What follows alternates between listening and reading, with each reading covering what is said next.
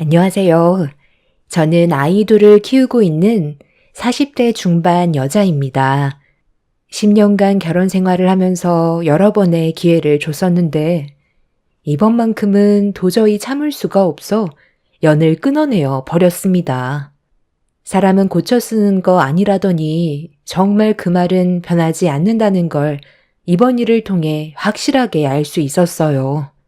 저는 결혼을 하자마자 제가 하던 일을 그만두고 남편의 사업을 도와줄 수밖에 없었어요. 일이 좀 어렵다 보니 이 일을 전문적으로 하는 사람이 아니면 쉽게 접근을 할 수 없고 체력적으로도 많이 힘들어서 일하는 사람을 구해도 그만두게 되는 일이 계속 반복이 되었었죠.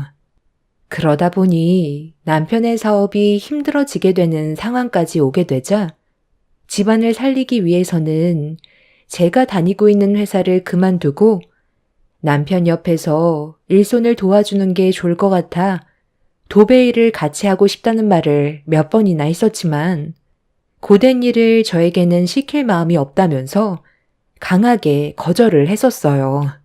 하지만 시간이 지날수록 상황만 더욱더 악화가 되다 보니 어쩔 수 없이 제 의견을 받아들이게 되었고 그렇게 시작된 도배일은 어느덧 남편 옆에서 10년의 시간 동안 함께하게 되었습니다. 살면서 고된 일을 해본 적이 없었던 저는 몇 달간 온몸이 쑤실 정도로 너무 힘이 들었었지만 남편과 함께 할 수 있는 일이라서 그런지 행복감이 더 컸었고 고생한 만큼 저희 집안도 어느 정도 안정을 되찾을 수 있었습니다. 그리고 그토록 바라던 아파트를 장만할 수가 있었어요. 정말 악착같이 모아서 넉넉한 54평을 계약할 수가 있었는데 모든 일이 순조롭게 진행이 되던 어느 날 예상하지 못했던 불편한 일들이 계속해서 터져나와 54평 아파트에 입주를 하는 게 옳은 건지 고민을 하게 되었어요. 아이들을 둘이나 키우는 입장에서 혼자 살고 있는 시모까지 걷어들이기에는 많은 어려움이 있었습니다. 남편도 불편한 건 싫어해서 시모의 의견을 받아들여주지 않았어요. 나 혼자 생활하는 공간이 얼마나 된다고. 작은 방 하나 내어주면 되는 거지. 그게 그렇게 싫어서 서로 얼굴 붉혀야 되겠어? 54평에 방 4개면 나 하나 충분히 지낼 수 있는데 왜 싫다는 거야?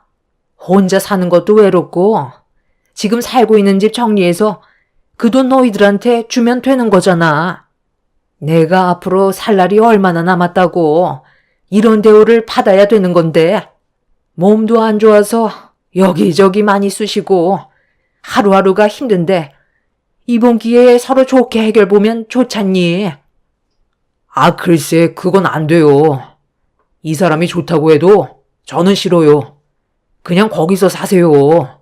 왜 굳이 일을 크게 만들려고 그래요? 저희가 지금 할 일이 얼마나 많은데요. 그리고 드라마나 TV 프로 같은 데서 함께 지내다 보면 고부지간 사이 틀어지고 이혼까지 가게 되는 그런 일들 수없이 많이 봤었는데 우리 집안도 그런 일이 안 생길 거라는 보장이 없잖아요. 엄마가 무조건 이사가는 집에 들어와서 같이 살게 된다면 모두가 불편해지고 얼굴 붉히게 되는 일 안 생길 수가 없어요. 네가 엄마한테 그렇게까지 얘기할 거라곤 꿈에도 몰랐다.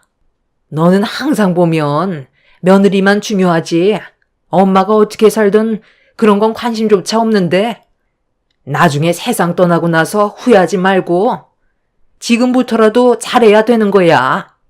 엄마가 며느리를 잡아먹겠다고 한 것도 아니고 서로 좋게 웃으면서 지내자는 건데 너는 단칼에 거절을 하니?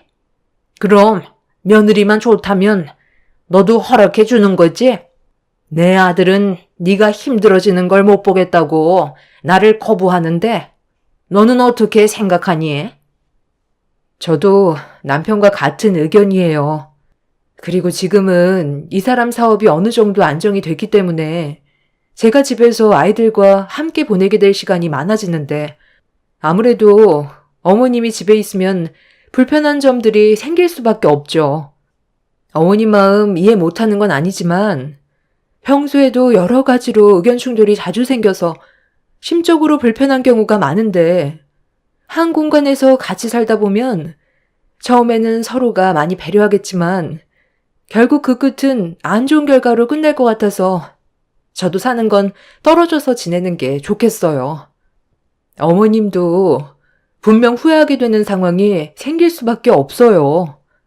이 사람과도 사소한 의견 차이로 가끔 마찰이 생기는데 어머님과 함께 지내다 보면 이 사람은 제 눈치 보고 어머니 눈치 보다가 결국 중간에서 감정이 터져버리면 지금보다 더 안 좋은 관계로 발전할 수 있다는 거예요. 그냥 지금 살고 있는 집에서 편하게 지내면 되는 거지.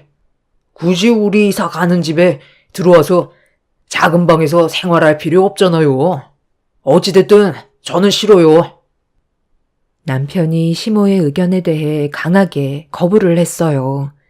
남편이 경기를 일으킬 정도로 싫어했던 건 다 이유가 있었습니다. 5년 전쯤에 첫째 딸이 심한 몸살을 앓았던 적이 있었는데 그때 한창 일이 바빠서 시모에게 부탁을 한 적이 있었어요. 저희 부모님께선 너무 먼 지방에 계시고 일도 하셔서 시모가 도와줄 수밖에 없는 상황이었습니다. 그렇게 며칠간 저희 집에 시모가 들어와 함께 지낸 적이 있었는데 그때 엄청난 일들이 있었어요. 제 딸을 봐주기는커녕 거의 방치하다시피 했고 동네 지인분들을 다 끌어들여 저희 집에서 부어라 마셔라 술판을 벌였던 적이 있었죠. 그 전부터 집안을 난장판으로 만들어놔서 정말 힘들었었는데 시모에게 싫은 소리 해봤자 득보다 실이 많을 것 같아 묵묵히 제가 알아서 처리했었어요.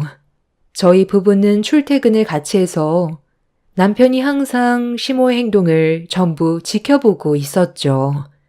저처럼 똑같이 참고 있었고 안 좋은 감정이 고조되어 있는 상황에 시모가 저희 집에서 술판을 벌인 건 조용히 넘어갈 수 없을 정도로 상당히 심각한 상태였어요. 제 딸은 방에서 열이 펄펄 끓고 있는데 조금의 신경조차 쓰지 않고 술이 가득으로 취해서는 사태의 심각성을 파악하지 못한 시모의 무책임한 행동에 결국 남편의 화가 머리끝까지 올라왔고 그날 이후 한동안 시모와 연락까지 끊어버렸었죠. 그제서야 사태의 심각성을 알게 된 시모는 저희 부부의 화가 가라앉을 때까지 계속해서 연락을 취했고 그 노력에 한 번만 눈 감아주기로 했었어요. 그렇게 한동안 조용하게 지내고 있었는데 시모는 겉으론 용서를 구했지만 속으론 저에 대한 불만이 상당히 많이 쌓여 있었는지 저를 대하는 모든 행동들이 상당히 날카로워지길래 진지하게 대화로 풀어나가려 했지만 이미 서로에 대한 감정이 안 좋아졌던 상태라 결국 서로 언성이 높아졌고 시모는 남편이 잠깐 볼일을 보러 나간 사이 애들이 보는 앞에서 제 머리채를 잡아 패대기를 쳤어요. 단 한 번도 그런 적이 없었던 시모가 그런 행동에 너무 큰 충격을 받아 무방비 상태로 시모에게 머리를 한 움큼 뜯긴 적이 있었죠. 그때 저에게 했던 말이 아직까지 생생하게 기억나는 한 단어가 한동안 저를 너무 힘들게 만들었어요. 저희 집안 보고 개족보라면서 엄마가 한국분이 아니라서 제 얼굴이 약간 이국적으로 생긴 모습이 마음에 들지 않는다며 건들지 말아야 될 아이들에게까지 상처되는 말을 거침없이 뱉어댔습니다. 살면서 외모적으로 놀림을 당하거나 상처를 받은 적이 별로 없었는데 시모에게 그런 말을 듣게 되니 너무 서운했었고 아이들에게까지 상처를 줘서 2번 다시 보고 싶지 않아 뛰쳐나간 적이 있었어요. 마음 같아서는 저도 시모의 머리채를 쥐어뜯고 싶었지만 아이들이 울고 있는 상황에서 저까지 똑같은 사람이 되고 싶지 않아 아예 상대조차 하지 않으려 했었죠.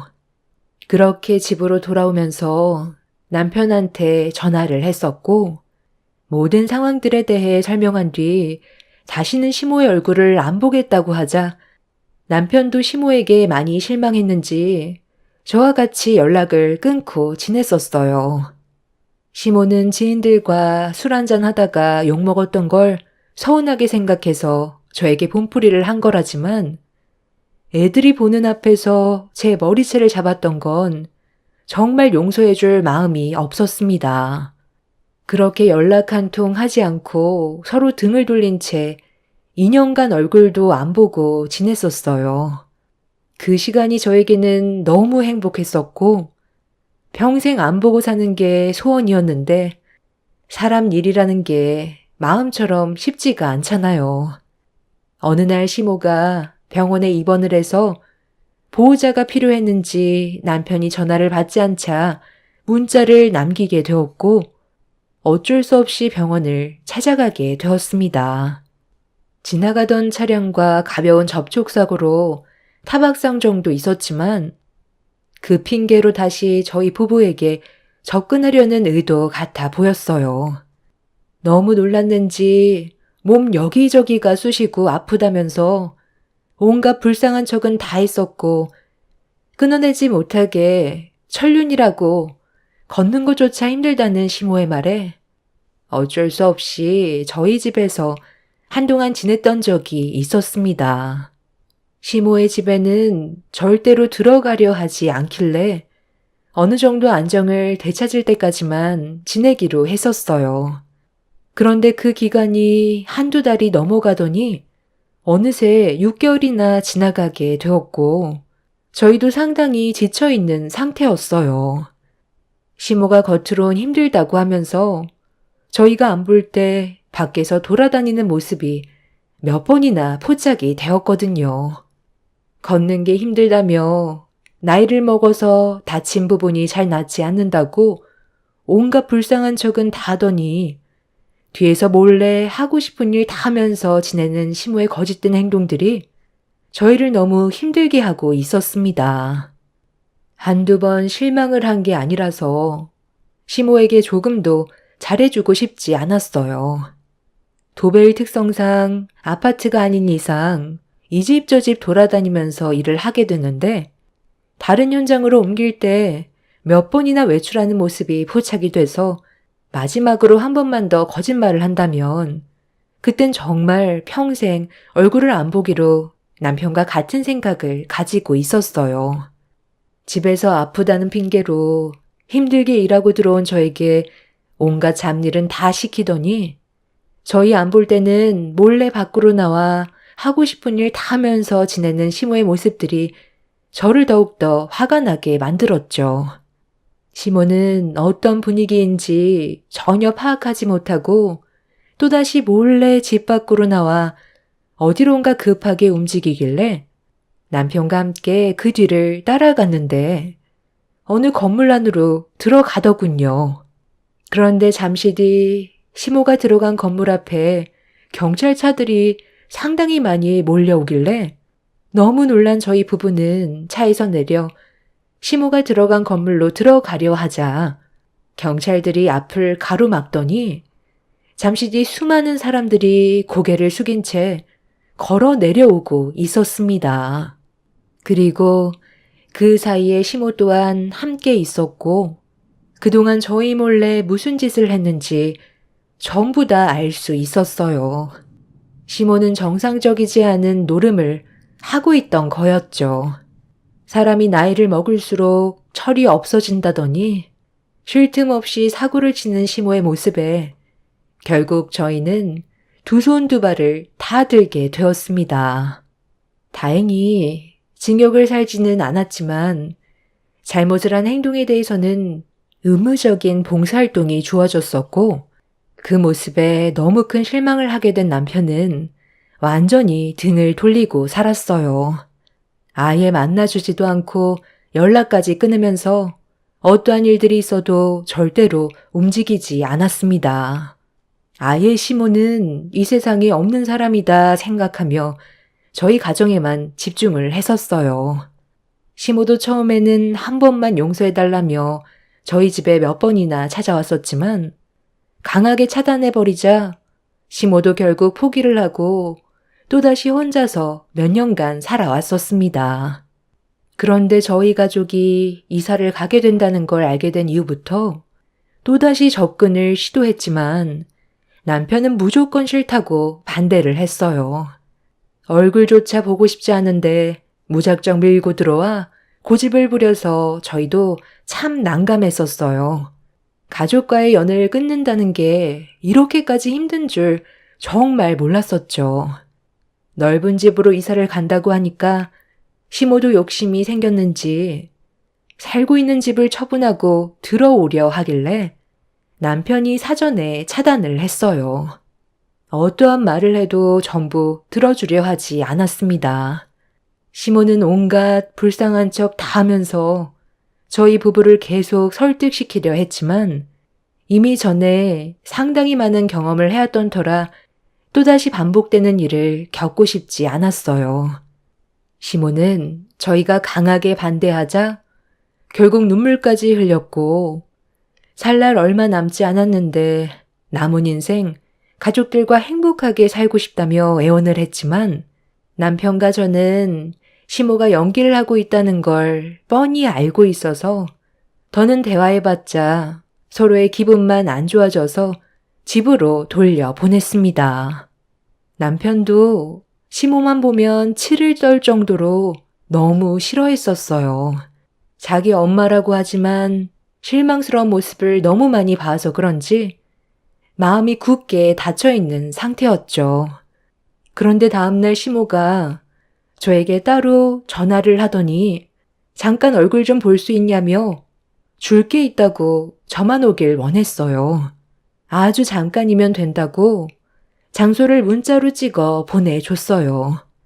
저는 이 사실을 남편에게 알렸고 나중에 무슨 일이 있으면 연락하겠다고 설명한 뒤 저 혼자 시모를 만나게 되었습니다.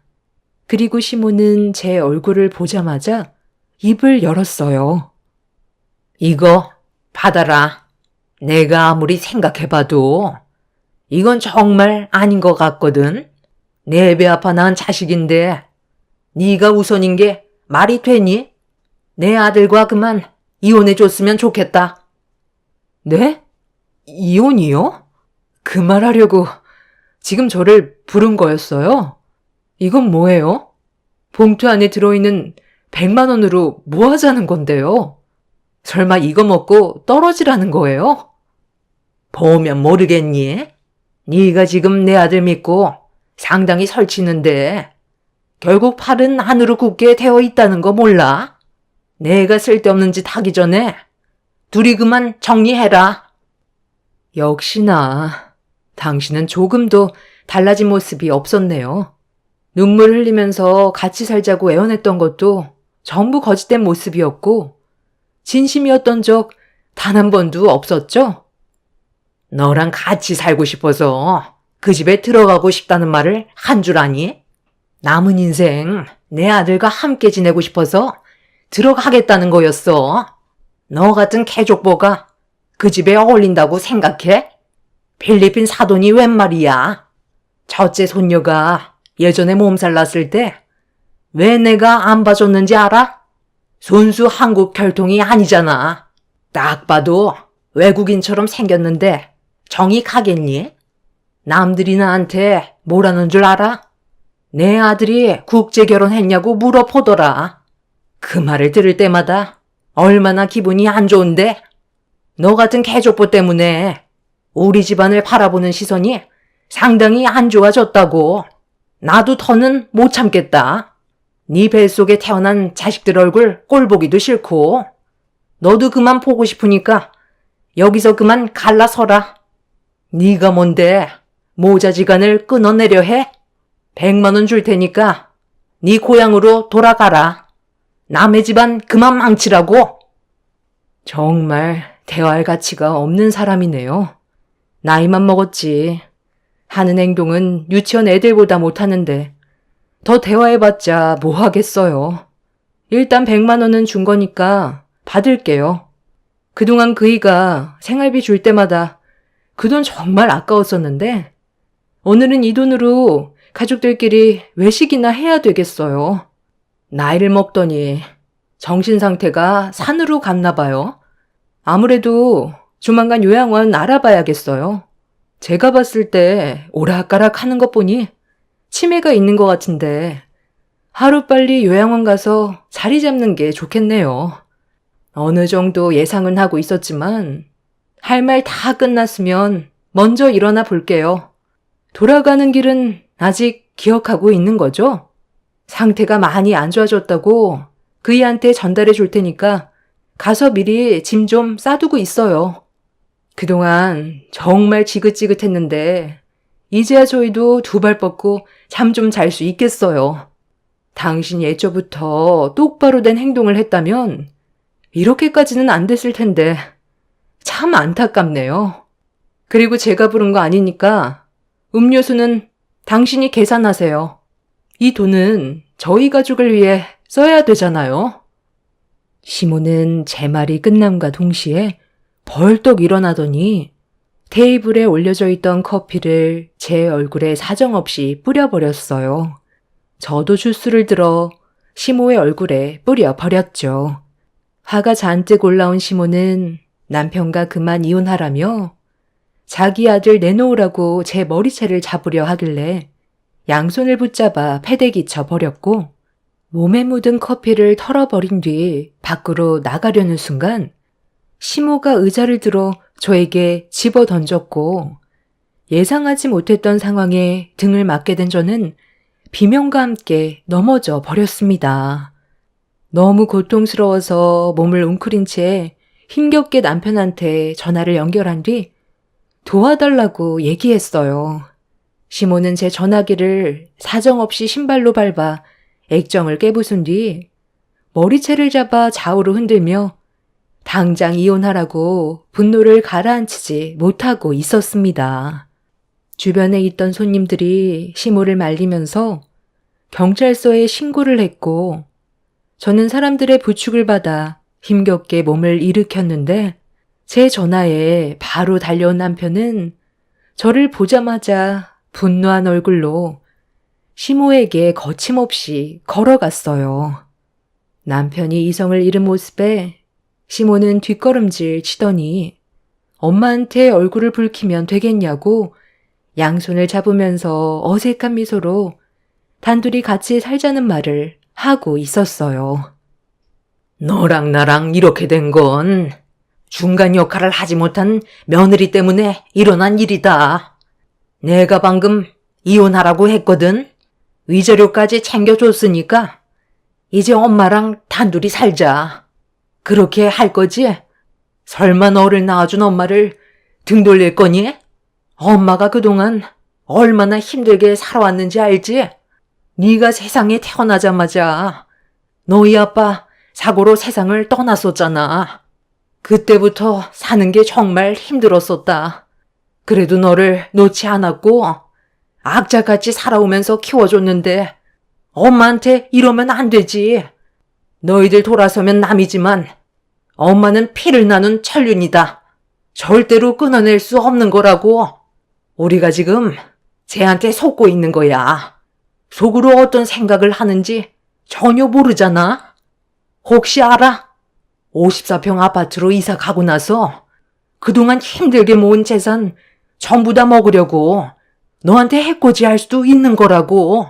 돈 때문에 얼마나 많은 일들이 벌어지는지 너도 많이 봐서 알잖아.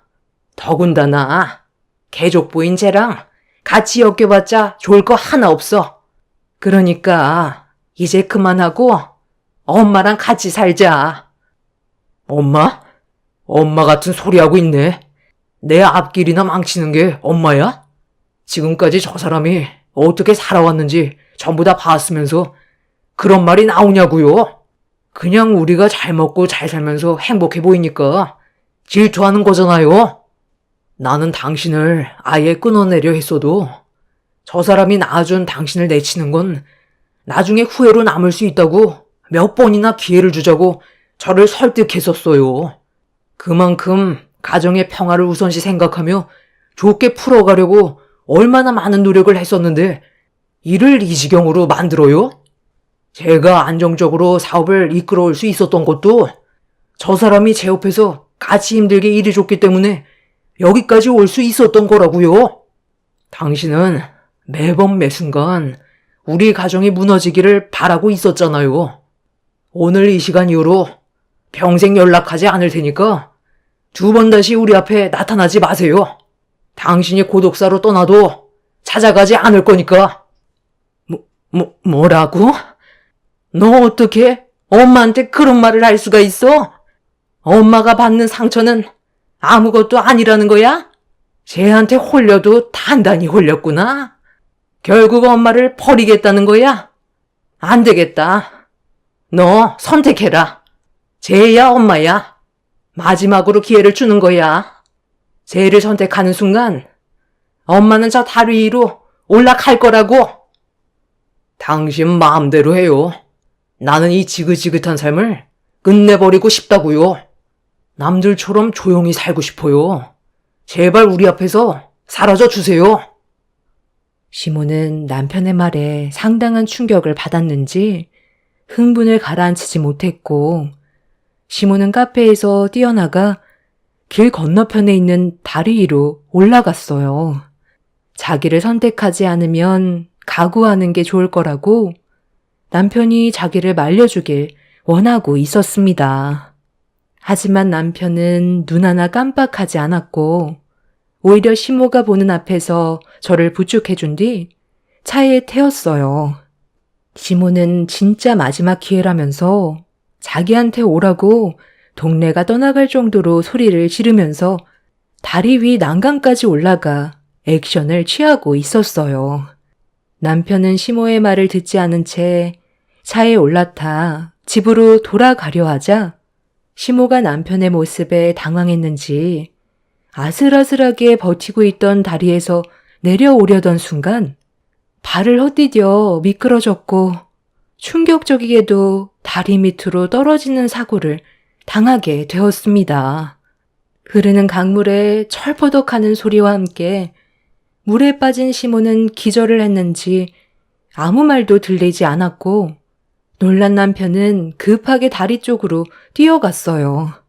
그리고 잠시 뒤 시모를 물 밖으로 힘겹게 건져냈는데 숨을 쉬지 않아 인공호흡을 하면서 구조대에게 도움을 요청했고 몇 분 뒤 구급차가 도착해 시모를 살리기 위한 노력을 하면서 병원으로 향했습니다.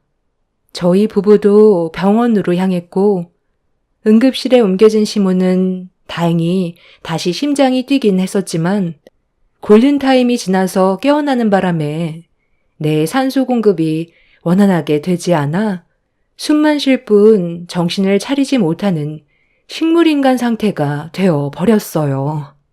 언제 정신이 돌아올지 담당 의사도 장담할 수 없는 상황이었고 깨어난다 해도 이미 뇌에 손상이 가해져 정상적인 생활은 힘들 거라는 말을 듣게 되었죠. 그렇게 시간이 흘러 벌써 2달이나 시간이 지나 버렸어요. 시모는 처음보다 건강 상태가 많이 안 좋아졌고 의사의 입에서는 힘들 것 같다는 말까지 나온 상황입니다.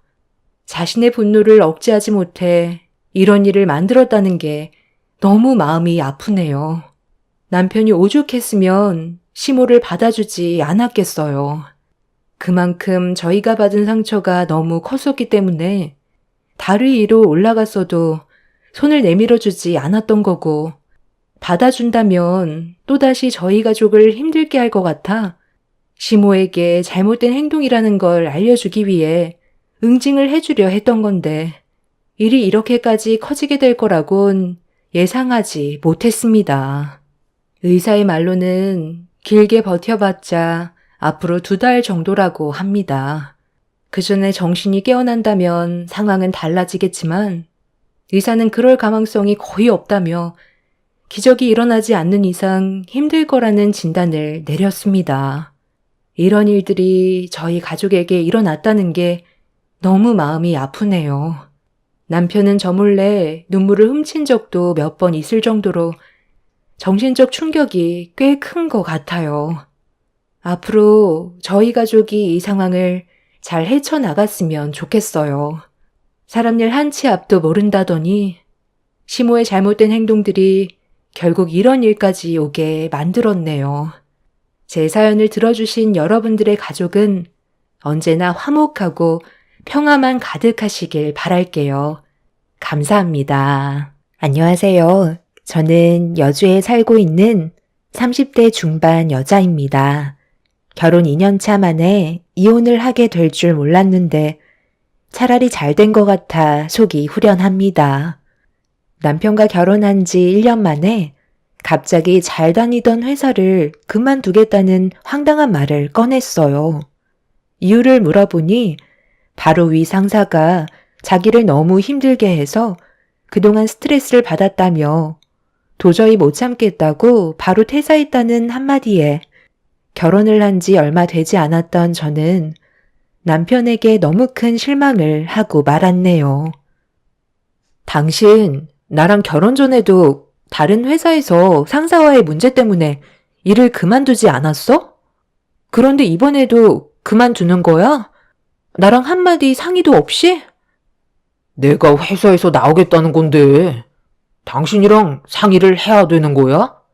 그동안 지속적으로 상사 때문에 스트레스 받고 있었다는 말을 했었잖아. 그럼 어느 정도는 준비하고 있었어야지. 나는 최대한 당신한테 어필했다고 생각했는데 다른 일자리 최대한 빨리 알아볼 테니까 걱정하지 마. 그런데 꼭 그런 표정을 보여야 돼? 당신 나한테 뭐라고 그랬어?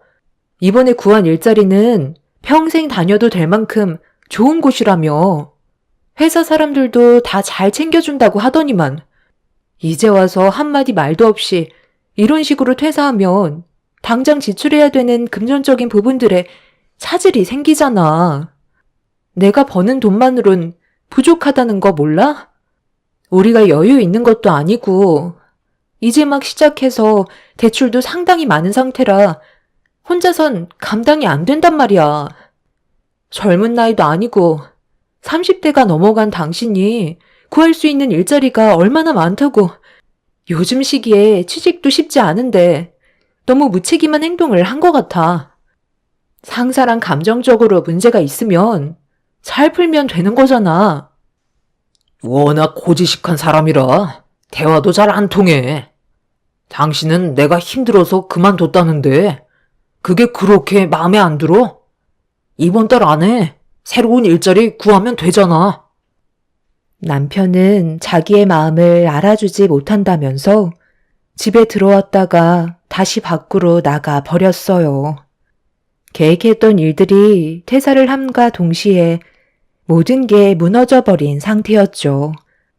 한참의 시간이 지나고 들어온 남편은 술이 머리끝까지 취해선 자기 몸 하나 가누지 못해 방으로 들어가 쓰러져 잠이 들어 버렸고 아무런 걱정 없이 행동하는 남편의 모습이 너무 실망스러워 한숨만 나오게 되었네요. 결혼 초기부터 이런 일이 생기니 앞으로의 결혼 생활이 두려워지기 시작했어요. 그래도 집안의 가장인데 최대한 빠른 시일 내에 안정적인 일자리를 알아볼 거라 믿고 아무 말 없이 기다려왔었는데 집에서의 백수 생활은 생각보다 오래 걸리고 있었습니다. 저는 하루하루가 말라가는데 남편은 도통 일자리를 구할 생각을 하지 않고 있었어요. 결국 남편과의 갈등이 점점 깊어졌고 화가 올라와 버린 저는 남편에게 불만을 털어놓았습니다. 당신 나랑 결혼한 이유가 뭐야? 집에서 게임만 하려고 나랑 결혼한 거야? 내가 벌어다 주는 돈으로만 먹고 살려고 나 속인 거냐고. 이건 충분한 이혼 사유 해당되는 거 알지? 나한테 어떤 상황인지 말도 안 해주고 밖에서 힘들게 일하고 퇴근하면 당신은 맨날 게임이나 하고 있는데 내 속이 지금 얼마나 타들어가는지 알아? 계속 이런 식이면 우리 같이 살아갈 수가 없어. 당신이 생각하는 결혼 생활이 이런 건 아니잖아? 앞으로 어떻게 할 건지 확실하게 말을 해봐. 내가 하루 종일 놀았을 것 같아? 나도 이리저리 일자리 알아보고 있다가 잠깐 머리 좀 식히려고 게임 좀 했던 것뿐인데 당신이 앞뒤 상황을 모르니까 내가 하루 종일 노는 것처럼 보이는 거야. 몇 군데 면접 자리 알아놨으니까 좋은 결과 있으면 알려줄게. 사람이 너무 조급하면 하던 일도 제대로 못하게 된다고. 침착하게 좀 기다려봐. 나도 적은 나이 아니라는 거 잘 알기 때문에 최대한 신중하게 결정하려는 거니까 숨 막히게 계속 뒤에서 긁어대면 금방 지친다고. 그럼 면접 자리 잡혀 있는 거 나한테 확인을 좀 시켜줘봐. 당신이 나한테 믿음을 주지 않으니까 내가 불안해서 그래. 어디 면접 보는 건데? 남편은 제 말이 끝나자마자 보여주었는데 3군데의 면접 일정을 잡아놓은 상태였어요. 그걸 본 저는 안심이 되었고 남편도 어느 정도는 생각이 있는 줄 알았습니다. 그런데 다음날 퇴근을 하고 들어왔는데 남편은 전날과 똑같은 모습을 하고 있었습니다. 그날 전화 한 통 없어서 걱정을 하고 있었는데 아무것도 하지 않고 그냥 TV만 보고 있길래 면접은 어떻게 됐냐고 물어보니 아무 말도 하지 않더라고요. 면접 보러 가는 날 아니냐고 다시 되묻자 남편은 3군데 다 마음에 들지 않았다면서 한껏 기대에 부풀었던 저를 힘 빠지게 만들었네요. 그날 잘 먹지 않았던 술까지 먹게 되었고 남편은 제 눈치를 살피기 시작했어요. 최대한 빠른 시일 내에 다시 알아보겠다며 신중할 필요가 있어서 그런 거라는 말을 했지만 남편에 대한 믿음은 날이 가면 갈수록 바닥으로 떨어지고 있었습니다. 그렇게 또 다시 하루 이틀이 지나고 어느새 한 달이 훌쩍 넘어가 버렸네요. 그런데 시댁에 모임이 있어 주말에 잠깐 다녀와야 했는데 남편이 갑자기 제 손을 잡았어요. 뭐 하는 거야? 나 지금 당신 손 잡을 기분 아니니까 이거 놓고 얘기해. 뭘 바라는지 모르겠지만 이런다고 내 마음 전혀 풀리지 않아. 갑자기 왜 그러는 건데? 일단 들어가기 전에 당신이랑 먼저 해결해야 될 문제가 있어. 나 지금 퇴사한 지 꽤 됐잖아. 그런데 아직까지 이 사실을 우리 부모님께선 알지 못하셔. 내가 퇴사했다는 말이 부모님 귀에 들어가면 오래간만에 얼굴 보는데 기분이 안 좋으실 거 아니야. 그러니까 당신이 입단속만 잘해줬으면 좋겠는데 그렇게 해줄 수 있지? 내 기분이 안 좋은 건 생각도 안 하고 아버님, 어머님 걱정하시는 건 마음에 걸리나 봐. 그럼 약속 하나만 해줘.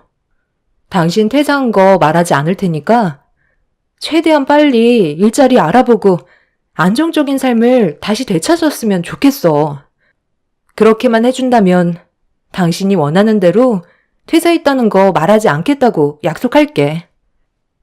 남편은 저에게 최대한 빠른 시일 내에 취업을 하겠다는 약속을 했고 그렇게 확답을 받은 뒤에 시댁 현관문을 열며 들어갔네요. 이미 상당히 많은 식구들이 한자리에 모여서 즐겁게 대화를 주고받고 있었어요. 저희 부부를 보자마자 시댁 식구들이 반겨주시길래 표정 관리하면서 아무 일도 없었다는 듯 행동을 했네요. 그렇게 모두가 즐거운 식사 자리를 끝낸 뒤 함께 모여 그동안 제대로 나누지 못했던 대화를 주고받고 있었는데 큰형님이 저희 부부는 어떻게 살고 있냐는 질문을 했어요. 둘이 결혼한 지 벌써 1년이나 지났는데 요즘도 연애했을 때랑 똑같아? 보통 결혼하면 환상이 깨져버린다고 하잖아. 우리는 서로 못 잡아먹어서 난리지만 동서랑 서방님은 한창 깨가 쏟아질 때잖아. 앞으로 어떻게 살아갈지 계획은 잘하고 있고, 신혼부부이긴 하지만 나이가 있다 보니 아이 계획도 생각하고 있을 텐데, 내 생각엔 아이는 하루라도 빨리 가지는 게 좋거든. 나이가 들어갈수록 아이를 가지는 것도 힘들지만 키우는 것도 많은 어려움들이 생길 거야. 저희도 다 생각하고 있어요. 아이도 계획하려고 준비 중이고요. 요즘 너무 할 일이 많다 보니 정신이 없어서 잠깐 숨 좀 돌릴 수 있을 때 아이를 가지려고요. 그래, 너희들이 알아서 하겠지만 나도 하루빨리 손주를 보고 싶은 마음은 어쩔 수 없는 것 같다. 웬만하면 서둘러 주는 게 좋지 않겠어? 세아가는 왜 말이 없니? 아, 네. 저희도 고민 중이에요. 안정적인 생활이 유지가 돼야 아이를 키울 때 불안하지가 않죠. 지금 상황에선 힘들 것 같고 좀 더 시간이 지난 뒤에 생각해 보려고요. 아니, 생각할 게 뭐 있니? 너희들이 일을 하고 있는데 부족할 게 뭐가 있어? 대출이야 살면서 차차 갚아나가면 되는 거잖아. 하루 이틀 미루다 보면 금방 마흔이다. 동서가 여자로서 걱정되는 것들이 뭔지 충분히 이해는 하는데 어머님 말 들어서 나쁠 거 없어. 말 나온 김에 이번에 우리 회사에서 남자 직원 한 명 채용하려고 하는데 서방님 혹시 생각 있으세요? 지금 다니는 회사보다 월급도 좋고 가족이니까 승희 아빠가 더 신경 써서 챙겨줄 텐데 이번 기회에 한번 진지하게 고민해 보는 것도 좋을 것 같은데요? 가족들끼리 일을 하면 서로 조심스러운 부분들이 생기다 보니 저는 일반 직원을 뽑는 게 좋을 것 같다고 했는데 승희 아빠가 서방님이 들어오면 좋을 것 같다고 하도 부탁을 해서 진지하게 고민한 끝에 서방님이 좋다면 받아주기로 했거든요. 지금 받는 월급이 얼마나 된다고 했었죠? 저번에 듣기론 300 초반인 걸로 알고 있었는데 저희와 함께 일하면 400 초반으로 맞춰드릴게요. 대출도 많이 받았다고 하니까 여러 가지로 많이 부족하잖아요. 동서가 임신도 하게 되면 휴직도 해야 될 텐데 그렇게 된다면 부담도 많이 느끼게 될 테니 이번 기회에 저희 회사로 들어오세요. 아, 정말요? 그렇게까지 신경 써주신다면 저희야 정말 좋죠. 솔직히 빚도 적지 않은 상황에서 허덕이고 있는데 아이까지 생기면 더 힘들어지니까 빚을 어느 정도 갚고 난 이후에나 여유가 생기면 아이를 가질 생각이었거든요. 저희가 지금 상황에서 가릴 처지는 아니잖아요. 최대한 빨리 정리하고 들어가면 되겠어요. 안, 지금 그냥 밑으로 들어가서 일을 하란 말이야? 그게 얼마나 불편한 일인 줄 알아? 원래 남보다 가족이 더 불편하고 힘든 거야. 지금 당장 결정은 힘들 것 같은데? 형수님이 저희 걱정해 주시는 건 고마운데요. 그동안 사람 써보셔서 알잖아요. 서로 불편한 일 만드는 계기가 될 수도 있는 거라고요. 저는 좀 더 생각을 해볼게요. 남편의 말을 듣는 순간 화가 머리끝까지 올라가서 남편과 잠깐 대화 좀 하겠다며 뒷마당으로 끌고 갔어요. 제가 왜 화를 내고 있는지 전혀 알지 못하더라고요. 그래서 퇴사한 마당에 가릴 게 뭐가 있냐며 좋은 기회니까 형님 회사에 들어가 일하는 게 좋겠다고 했는데 남편은 제 말을 듣고 싶지 않았는지 고개를 돌려 버렸습니다. 당신 지금 제정신이야? 우리가 어떤 상황인지 뻔히 알면서 지금 그런 말이 나와? 고민할 게 뭐가 있어? 내일부터 당장 형님 회사로 들어가도록 해. 싫다니까? 그렇게 되면 얼마나 눈치가 보이는 줄 알아? 아무리 지금 상황에 돈이 궁하다 해도 이건 진짜 아니야. 나 스트레스 받는 거 보고 싶어? 집안의 가장이라는 사람이 왜 이렇게 대책 없이 행동하려는 건데? 다른 회사에 입사해도 남 눈치 보는 건 똑같아. 달라지는 건 없다고. 그래도 가족 밑에서 일을 하는 게 훨씬 더 좋은 점이 많은 거라고. 당신이 열심히만 하면 더 많은 것들을 챙겨주신다는데 그깟 자존심이 그렇게 중요해? 나랑 미래에 태어날 아이 생각은 해야 할 거 아냐. 당신 원래 이런 사람이었어? 이런 식으로 가정을 꾸리며 살고 싶은 거냐고. 나는 안정적인 삶을 살고 싶은 것 뿐이라고. 아, 그래, 알았어. 흥분하지 말고 좀 침착해. 이러다 우리 가족들 다 듣겠다. 내가 며칠만 생각해보고 다시 얘기해 주도록 할게. 그러니까 이제 그만해. 저는 남편을 도저히 이해할 수가 없었어요. 일을 그만둔 지 한 달이 넘어가고 2달째인데 변화되는 건 하나 없이 집에서 게임만 하면서 숟가락으로 밥을 퍼서 먹여주겠다는 걸 거절한 남편이 너무 실망스러웠습니다.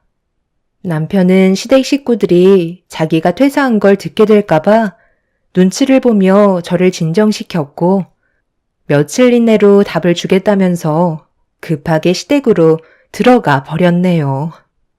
화가 머리끝까지 올라온 상태라 흥분을 가라앉히지 못한 저는 한참 동안 밖에 있다가 다시 시댁으로 들어가게 되었고 남편은 저와 대화한 게 아무렇지도 않은 듯 시댁 식구들과 웃고 떠들고 있었어요. 그렇게 시댁에서 힘들게 표정 관리만 하다가 집으로 돌아왔고 남편과는 냉전 사이가 되어 버렸네요. 며칠 이내로 결정을 해서 답을 주겠다는 말에 믿고 기다렸는데 저에게 아무런 말도 하지 않길래 다시 제가 물어보고 말았어요. 며칠 전에 나한테 답을 준다고 하지 않았어? 왜 아직까지 아무 말도 하지 않는 건데? 벌써 3일이나 지났다고. 당신 일하기로 결정 아직 못한 거야? 아, 그거? 얘기 벌써 끝났는데? 그냥 안 하기로 했어. 내가 원하는 일을 하는 게 훨씬 더 적합할 것 같거든. 그래야 오래 일을 하지. 형 밑에서 일을 하다가 체질에 안 맞아서 금방 그만두면 그게 더 손해잖아? 그러니까 나 믿고 조금만 기다려줘. 최대한 서둘러서 좋은 일자리 구해보도록 할게. 실망하지 않았지?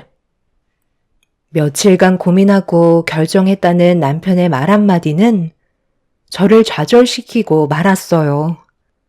그리고 그때 드는 생각이 이 사람과의 미래는 힘들 것 같다는 판단을 하게 되었고 어느 정도 마음의 정리가 되어가기 시작했어요.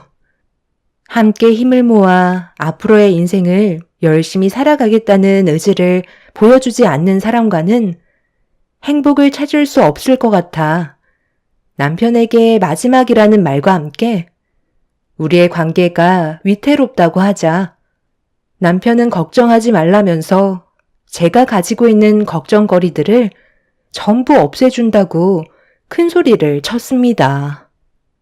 그동안 함께했던 모든 날들을 정리할 마음으로 남편에게 주었던 기회이기 때문에 실망을 안겨주지 않길 간절히 바라고 있었습니다. 그날 이후 저에게 열심히 면접을 보러 다니고 있는 모습들을 꾸준하게 보여주었고 무엇을 하고 있는지 궁금해서 전화를 해보면 곧 면접을 보러 들어간다며 남편은 제 마음을 알아주기라도 한 듯 달라진 모습을 보여주기 시작했어요. 활동적으로 바뀐 모습에 굳어져 있던 제 마음이 조금씩 녹아내리고 있었는데 전화 한 통이 왔어요.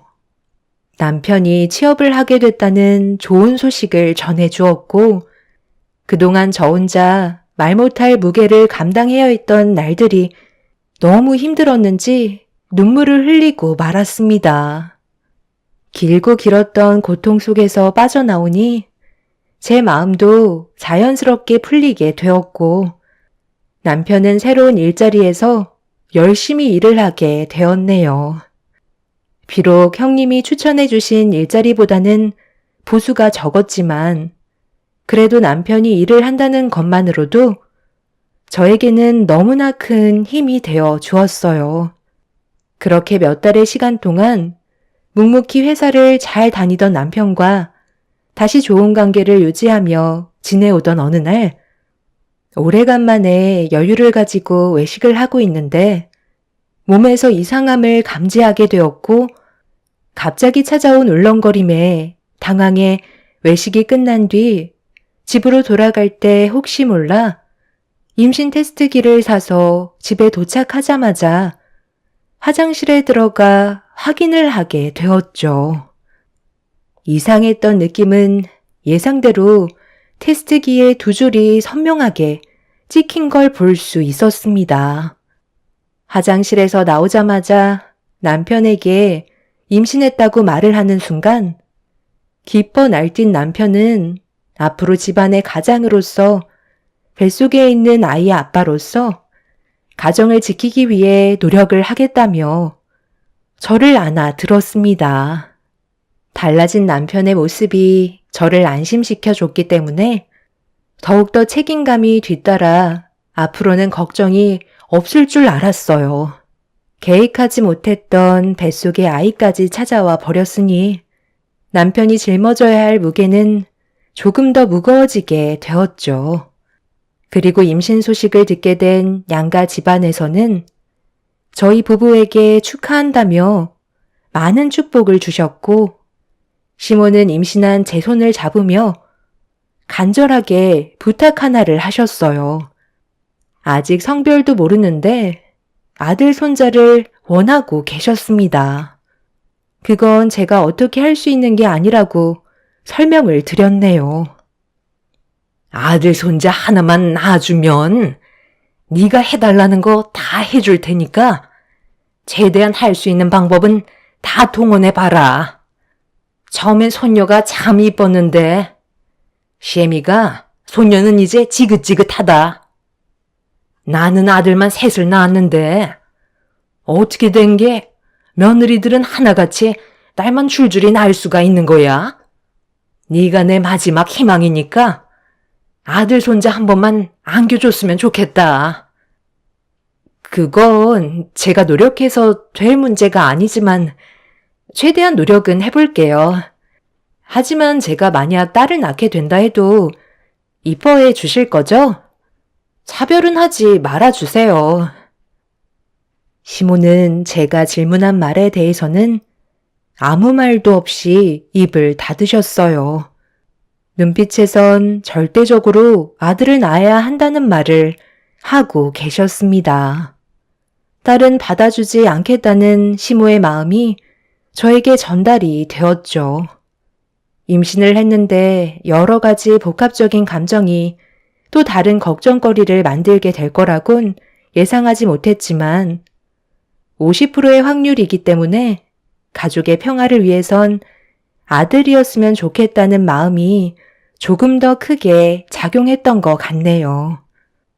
그렇게 시모의 사랑을 한 몸에 받으며 잘 지내오던 어느 날 몸이 점점 무거워지기 시작하면서 회사를 다니는 거에 어려움을 느끼기 시작했어요. 하루 종일 앉아서 일을 해야 되는 상황이라 불편한 점들이 많아지고 있었죠. 아이와 저를 위해 당분간 휴직계를 내야 할 것 같아 제 고민을 남편에게 털어놓으려 하는데 퇴근하고 들어온 남편이 흥분을 가라앉히지 못한 채 화를 내고 있었어요. 그런 모습을 본 저는 당황해서 무슨 일 때문에 그러는 거냐고 물어보자 남편은 또다시 회사에서 나왔다는 충격적인 말을 꺼내었네요. 뭐라고? 아니, 다닌 지 얼마나 됐다고 왜 또 퇴사를 하는 건데? 이제 겨우 6개월 지났다고. 웬만하면 그냥 다니지. 꼭 퇴사를 해야만 하는 이유가 있었던 거야? 아니, 사장이 내가 실수한 것도 아닌데 내 탓으로 돌리잖아. 그래서 억울하다고 하니까 잘못을 인정하지 않는다고 갑자기 화를 내는 거야. 정말 어이가 없어서 그냥 퇴사하겠다고 나와 버렸어. 내가 뭘 그렇게 잘못했다고 직원들 보는 앞에서 나한테 쪽을 주냐고. 오래간만에 괜찮은 직장에 취직했는데 사장 눈만 아니면 계속 다닐 수 있었지만 어쩌겠어. 다른 일자리 알아봐야지. 그래도 6개월 정도 일했으니 어느 정도는 버틸 수 있잖아. 모아놓은 돈으로 잠깐만 생활하도록 하자. 당신 회사가 장난이야? 사장이랑 안 좋은 일이 있었어도 충분히 대화로 풀어나갈 수 있었잖아. 이제야 숨통이 트일만 하니까 또 일을 저질러? 당신 원래 이렇게 끈기 없는 사람이었어? 몇 달 있으면 뱃속에 있는 아이도 세상 밖으로 나오는데 불행만 안겨줄 거야? 왜 이렇게 철없이 구는 건데? 내가 이러고 싶어서 그런 게 아니라는 거 잘 알면서 그래? 일자리는 많이 있다고. 사장이란 놈이 인재를 못 알아보고 막대한 게 잘못인데 왜 나한테 뭐라고 그래? 저는 결국 그 자리에 주저앉아 눈물을 펑펑 쏟아냈고 남편은 저를 보며 답답하다면서 술이나 한잔하러 나갔다 오겠다며 6개월 전과 똑같은 행동을 보여주고 있었습니다. 앞으로 어떻게 살아가야 할지 더 이상 앞이 보이지 않았어요. 이런 상황 속에 하필 다음 날이 시모와 뱃속에 있는 아이의 성별을 확인하러 가는 날이었죠. 시모는 들뜬 마음으로 다음날 아침 일찍 전화를 주셨고 남편은 술에 쩔어 일어나지도 못하고 있었습니다. 그 모습을 보고 있는데 너무 화가 치밀어 올랐던 저는 찬물을 한 바가지 퍼서 입을 벌리고 자고 있는 남편의 얼굴에 냅다 부어버렸어요. 그리곤 일자리 구하는 동안 집에만 박혀 있지 말고 일당직이라도 구해서 일을 하라며 큰 소리 친 뒤 밖으로 나와 버렸네요. 남편은 술이 덜 깨선 온갖 짜증을 내며 자기 얼굴에 찬물을 부었다고 화를 내고 있었습니다. 그렇게 현관문을 박차고 나온 저는 시모와 함께 산부인과를 찾아가게 되었고 남편과의 고민에 대해 털어놓으려 하는데 시모는 뱃속에 있는 아이가 아들일 것 같다며 한층 들떠 계셔서 제가 가진 고민이 입 밖으로 나오지 않았네요. 결국 아무 말도 하지 못한 채 산부인과에 들어가 초음파 검사를 하는데 뱃속에 있는 아이가 웅크려서 모습을 잘 보여주지 않았어요. 좀 전에 남편과 한바탕 하게 되면서 아이가 많이 놀랐는지 움직이지도 않고 있었네요. 시모는 원장님의 입만 바라보면서 아들이길 바라는 간절한 마음에 양손을 모으며 쳐다보고 있었는데 고개를 갸우뚱하며 한참 동안 초음파로 뱃속에 있는 아이의 상태를 보다가 아주 이쁘게 생겼다는 한마디를 꺼내셨습니다. 그 순간 시모는 손에 땀이 날 정도로 모으고 계셨던 양손이 두 쪽으로 갈라지더니 충격받으신 얼굴로 원장님께 다시 한번 되물었고 원장님은 이쁘게 생겼다며 치마가 잘 어울릴 것 같다는 말을 꺼내셨네요. 그 말을 끝나기가 무섭게 시모는 진료실 문을 열며 밖으로 나가셨고 제가 꼭 죄를 지은 것 마냥 고개가 저절로 내려가더라고요. 그렇게 진료실에서 조심스럽게 걸어 나왔는데 시모는 이미 산부인과에서 나가 집으로 돌아가 버리셨습니다. 그날 이후 시모는 저를 대하는 태도가 180도 달라지셨고 남보다 못한 존재로 추락하고 말았네요. 결국 이런 시모와 남편과의 문제점들이 저를 더 이상 버티지 못하게 만들었어요. 남편은 똑같은 패턴으로 생활을 하고 있는 게 너무 한심해 보여 집에 있는 컴퓨터를 전부 부숴버렸습니다. 노발대발하며 난리친 남편은 그날 이후 집에는 잘 들어오지 않았고 이제는 아예 일자리도 알아보려 하지 않았어요. 더 이상은 안 되겠다 싶어 이혼을 결정하게 되었죠.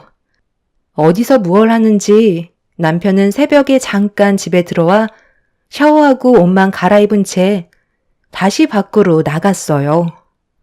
제가 이혼 준비를 하고 있다는 건 꿈에도 모른 채 말이죠. 그렇게 하나하나 준비해가며 앞으로 있게 될 일들에 대해 계획을 세우고 있는데 어느 날 변호사 사무실에서 볼일을 마치고 집으로 돌아가려고 밖으로 나오던 도중 카페가 앞에 보이길래 단 게 먹고 싶어 과일 주스 하나 먹으려고 카페 문을 열고 들어갔어요. 그렇게 생과일 주스 한 잔을 건네받은 뒤에 몸을 돌렸는데 그 순간 제 앞에 시모가 저를 바라보고 계셨네요.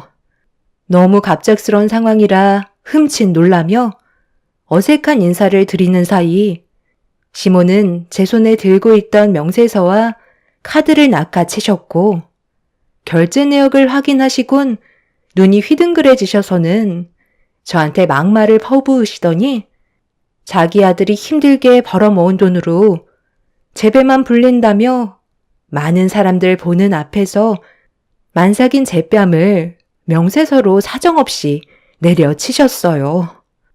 너무 놀라 뭐 하시는 거냐고 소리를 지르자 딸이라서 딸기 주스를 시켜 먹냐는 어이없는 말을 꺼내시더니 제 손에 들고 있던 주스를 빼서 뚜껑을 열은 뒤 머리 위로 부어 버리셨네요. 지금 이게 뭐 하시는 거죠? 뱃속에 있는 아이가 딸이라고 한순간에 이렇게까지 변하실 줄은 정말 몰랐네요. 그리고 그 카드 그 사람 거 아니거든요? 각자 일하면서 모은 월급 중에 일부를 나눠서 생활비를 넣어둔 카드라고요. 그런데 그 안에 있는 생활비가 지금은 제가 벌어모은 돈으로만 꽉 차 있다고요. 어머님이 그렇게 아끼시는 아들이 지금 뭐라고 다니는 줄 아세요? 저랑은 한마디 말도 없이 퇴사해서 그동안 벌은 돈으로 흥청망청 쓰면서 집에는 들어오지도 않고 있다고요. 저번에 형님이 그이한테 같이 일하길 원했었죠? 그때도 퇴사한 상태였어요. 지금까지 제 속이 얼마나 타들어갔는지 아세요? 그런데 어머님은 뱃속에 있는 아이가 딸이라고 저를 이런 식으로 대하시면 제가 가만히 있을 것 같아요? 방금 하신 행동에 대해서는 그냥 넘어가지 않을 거예요. 너 방금 뭐라고 그랬니? 내 아들이 지금 백수라는 거야? 그걸 왜 이제야 얘기하는 건데? 미리 말을 했다면 이런 일도 없었을 거 아니야? 제가 고민거리를 털어놓고 싶어도 그이가 어머님 걱정하실까봐 말하지 말라고 했었어요. 그런데 지금은 상황이 달라졌으니 전부 다 얘기하는 게 좋겠죠. 저 그이랑 이혼하기로 결정했어요. 지금 변호사 사무실 다녀오는 중이고 제가 받은 상처와 손해에 대해 소송 걸기로 했으니까 그런 줄 알고 계세요. 아, 그리고 하나 말씀 안 드린 게 있는데 어머님이 그날 산부인과에서 딸이라고 저만 버려두시고 집에 돌아가셨죠? 그때 원장님께서 곧바로 나오시더니 뭐라고 하셨는 줄 아세요? 뱃속에 있는 아이가 치마가 아닌 바지를 입어야 할 것 같다며 다시 정정해 주셨어요. 그래서 초음파 검사를 다시 해보니까 뱃속에 있는 아이가 아들이더라고요. 방금 어머님이 하신 행동은 저와 뱃속에 있는 아들한테 씻을 수 없는 상처를 주신 거고 어머님도 법적 처벌은 피해가지 못하실 것 같네요. 사장님, CCTV 좀 확보해 주세요. 여기 계신 분들이 전부 다 증인인 거 아시죠? 만삭인 임산부한테 어떻게 이런 행동을 하실 수 있으시죠? 카운터에서 모든 상황을 지켜보신 사장님께선 진정하라며 저에게 얼음물을 건네주셨고 그걸 받자마자 시모의 얼굴에 뿌려버린 뒤 밖으로 나가려 하는데 남편이 어떤 여자와 손을 잡고 건물로 들어가더라고요. 그걸 본 저는 너무 놀라 급하게 따라 들어갔는데 그곳은 충격적이게도 PC방이었고 남편은 그 여자와 같은 게임을 하며 즐거워하고 있었습니다. 저를 뒤따라온 시모는 자기 아들의 행동에 엄청난 실망을 했는지 남편의 머리끄덩이를 잡고 PC방에서 난리를 치고 말았네요. 남편은 그동안 게임상에서 만난 여자와 현실적으로 만남을 가지고 있던 거였어요. 결국 이런 충격적인 사실들이 전부 밝혀지면서 더 이상 용서받을 수 없는 상황까지 오고야 말았네요. 저는 남편에게 이혼 위자료에 소송을 걸었고 게임상에서 만났다던 여자에게도 상간녀 소송을 진행하게 되었네요. 그리고 임산부인 저를 함부로 대했던 시모에게도 제가 받은 상처에 대한 정신적인 손해배상을 요구하게 되었어요. 시모는 땅을 치며 후회하셨고 뱃속에 있는 아이가 손녀가 아닌 손자라는 사실을 알게 된 이후 다시 돌아와 달라고 애원하셨지만 백수아들 끼고 천년만년 사시라며 뒤도 안 보고 큰소리친 뒤 인연을 끊게 되었네요. 그날 이후 시모의 집안에는 역풍이 불었고 남편은 자기 인생 알아서 하겠다며 개차반같이 살다가 게임에서 만난 여자와 오토바이를 타고 가다가 큰 사고가 나게 되면서 현재 혼수 상태에 빠졌다고 합니다. 깨어나지 못하는 상황이 되자 시모는 다시 저에게 찾아와 제 목소리를 들어야 그 사람이 일어날 수 있다며 저를 데리고 병원을 가고 싶어 합니다. 부모님께선 절대적으로 반대를 하셨지만 시모는 최근까지 저희 집에 찾아오셔서 부모님께 용서를 구하며 저를 데리고 병원에 함께 가길 원하고 계시네요. 제 목소리를 들으면 분명 눈을 뜰 수 있을 거라고 믿고 있는 것 같아 보였어요. 하지만 부모님께서도 남편과 시모의 행동에 너무 큰 실망을 하셔서 더 이상 얼굴을 마주하지 않으십니다. 비록 제 인생에 삐걱거림이 있었지만 두 번의 불행은 없을 것 같네요. 그 사람의 잘못된 행동이니 그만한 대가를 치른 듯 합니다. 앞으로는 제 삶이 조금이나마 밝아졌으면 좋겠어요. 건강하게 태어난 아들과 함께 남은 인생 열심히 살아가도록 하겠습니다. 제 사연 들어주신 분들 정말 감사합니다. 안녕하세요. 저는 20대 딸을 키우고 있는 40대입니다. 저는 세형제가 있는 집안의 둘째 며느리입니다. 아주버님은 결혼을 하지 않은 상황이셨고 막내 도련님은 만나고 있는 사람이 있었던 상황에서 저희가 결혼을 하게 되었어요. 처음에는 시댁에서 큰형님이 결혼을 해야 갈 수 있다고 하셨지만 큰형님은 결혼에 대한 뜻이 없다며 완강한 의견을 표현하였고 그럼으로써 저희는 결혼을 하게 되었답니다. 저희가 결혼을 하고 나서 2년 후에 남편의 동생 도련님 동서네가 결혼을 하게 되었죠. 동서와는 사이가 좋지도 나쁘지도 않았습니다. 다만 원래 다른 지역에서 살고 있다가 남편이 잠시 이직을 하게 되면서 같은 지역에 살았던 시기가 있었는데 그때 동서와의 사이가 틀어지게 되었습니다.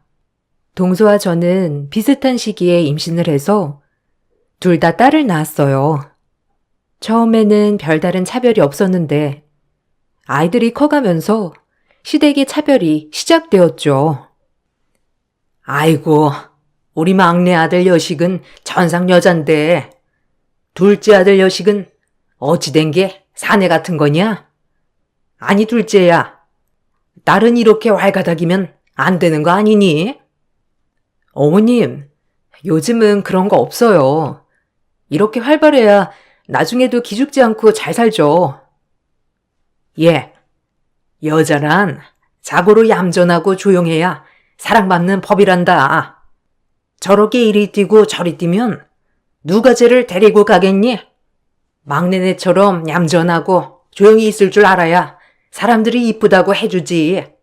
쟤는요, 에휴. 어머님, 자꾸 그렇게 말하면 소연이 서운해해요. 그래도 소연이만큼 어머니 생각해주는 손주가 어디 있어요? 어머, 형님, 서운해요. 우리 주연이도 얼마나 할머니 생각하는데요. 애가 얌전하고 조용해서 그렇지? 할머니 생각 제일 많이 한다고요. 그래. 주연이는 이렇게 얌전하니 같이 있어도 정신사납지가 않은데 소연이 쟤는 올 때마다 정신이 없다. 아주 그냥 할미온을 쏙 빼다 놓을 것 같이 하니 나도 정신이 없구나. 그래, 막내네는 주연이 요즘 영어 가르친다고 했니? 네, 어머님. 우리 주연이가 학원에 갔는데 글쎄 한 달도 안 돼서 학원 1등 했잖아요. 선생님들도 어떻게 하나를 가르치면 열을 다 안다면서 칭찬 일색이에요. 다 어머님 닮아서 그런 거죠. 아이고, 아니다. 우리 막내가 워낙 머리가 똑똑했어, 어릴 적부터. 우리 막내 며느리도 공부도 잘했으니 그 피가 어디 가겠니? 그렇죠? 형님네는 요즘 뭐 학원 보내고 있어요? 아무리 그래도 아이 실력 높여주려면 도움을 받긴 해야겠더라고요. 이곳저곳 보내고 있긴 한데 아직 좀 부족한 것 같기도 하고요. 그래서 형님한테 여쭤보려고 했죠. 학원? 무슨 학교도 아직 안 갔는데 학원을 보내. 우리 애는 저렇게 뛰어노는 걸 더 좋아해. 어차피 학교 가면 뛰어놀 시간도 줄어들 텐데 지금이라도 마음껏 뛰어놀게 해줘야지. 어머, 형님. 그러다가 아이 망치는 거예요. 그래서 얘가 그렇구나. 형님, 요즘은 아이 미래 생각해서 많이 보내요. 꼭 공부가 아니더라도 피아노나 논술, 태권도 이런 것도 다 보내는데 어떻게 그런 거 하나도 안 보낼 수 있어요? 그거 다 엄마가 욕먹는 거예요. 그래, 지금부터 준비를 해야지. 무슨 뛰어놀게만 하니? 그러니까 애가 저렇게 정신없이 다니는 거다, 어미야. 막내네 봐라. 얼마나 잘하면 학원에서 1등 하겠니? 그것도 다녀본 애들이나 그렇게 하는 거지. 너는 너무 한가한 거 아니니? 동서는 아이가 어릴 적부터 교육열이 높았어요. 동서의 교육열이 높은 만큼 아이는 하나를 배우면 빠르게 습득을 했죠. 그러다 보니 매번 시댁 모임을 할 때마다 동서는 딸 자랑이 장난이 아니었답니다. 처음에는 그렇구나 생각을 했던 시댁 식구들도 계속 1등만 하는 동선의 딸을 보면서 우리 딸과 비교를 하기 시작했어요. 그럴 때마다 정말 기분이 나빴지만 오히려 딸이 대수롭지 않게 생각을 하더라고요. 남편도 처음에는 같이 열을 올리면서 화를 내주었지만 어느 정도 시간이 지나고 나서는 남일 마냥 관여하지도 않았어요. 여보, 어머님, 아무리 그래도 좀 너무하신 거 아니야? 지금까지 나도 많이 참았는데 정말 말 한마디로 너무하신 것 같아. 당신이 좀 어머님이랑 얘기 좀 해봐. 내가 아무리 말을 해도 내 말은 듣지도 않으시고 이러다가 아이도 상처받겠어. 갑자기 뭐가? 어머니가 뭐라 하셨어? 왜? 저번처럼 애들 비교라도 했어? 그냥 한 귀를 듣고 한 귀로 흘리라니까 그래.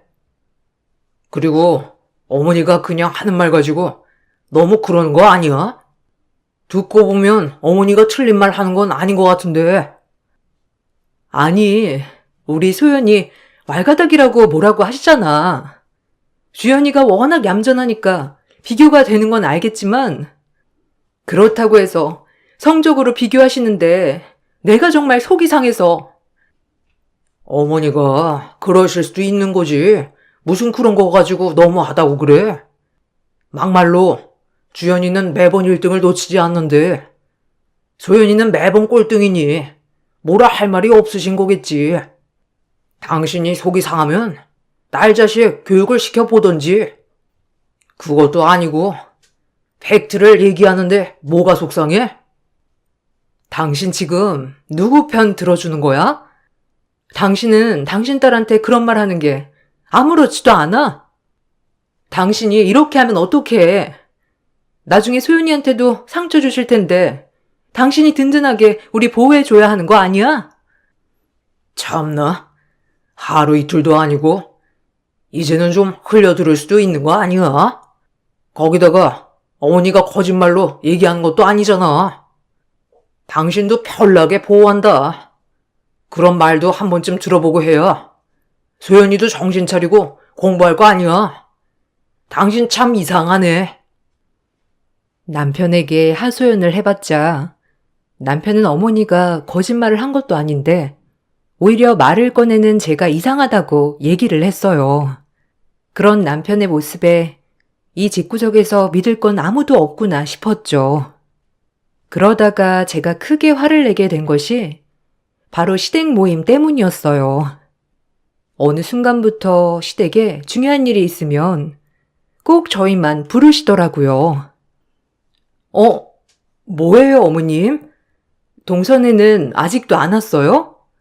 급하게 부르셔가지고 일도 다 빼고 왔어요. 무슨 일 있는 거예요? 동선에는 근데 왜 안 왔어요? 전화했는데 안 온 건가? 제가 다시 전화해볼까요? 아, 막내네는 오늘 안 불렀다. 막내네까지 와서 뭐 할 거니? 너만 있어도 충분하니까 부른 거지. 그리고 안 온다고 바로 전화하면 어떻게 하냐? 그냥 안 오면 안 오는가 보다 하면 되지. 너는 꼭 사람들 다 복작복작하게 모여야 되겠니? 그냥 우리끼리만 있어도 된다. 네? 왜요? 오늘 가족들 다 같이 모여야 하는 거 아니었어요? 아주버님도 안 계세요? 무슨 일 때문에 부르신 건데요? 급하신 거 아니면 저도 오늘 일이 있어가지고 가야 할 것 같아요. 다음에 다 같이 있을 때 올게요, 그럼. 너희 아주버님은 짝도 없는데 불러서 뭐 할 거니? 그냥 너희만 오면 되는 거지. 그리고 급한 일 아니면 이렇게 왔다 가는 거냐? 그런 건 어디서 배워먹은 거야? 그냥 너네만 와도 되는 걸. 꼭 다른 사람들이 있어야 너는 올 거니? 너 참말을 섭섭하게 한다. 어머님, 아무리 그래도 다 같이 모이기로 했으면 다 같이 모여야죠. 이렇게 저희만 오라고 하고 아무도 안 부르면 어떡해요? 동선애는 왜 안 왔는데요? 동선애한테 지금 전화해 볼게요. 저희도 일 다 제쳐두고 왔는데 그래도 이렇게 모일 때는 다 같이 모여야죠. 아이고, 그럼 어떻게 하니? 막내네는 딸이 중요한 시기라 공부해야 한다고 하는데 너희는 그런 거 없잖니? 공부한다고 하는데 어떻게 하니? 너희 딸은 공부도 안 하고 맨날 탱자탱자 노니까 그냥 너희만 부른 거지. 그걸 꼭 말해야 되겠어? 네?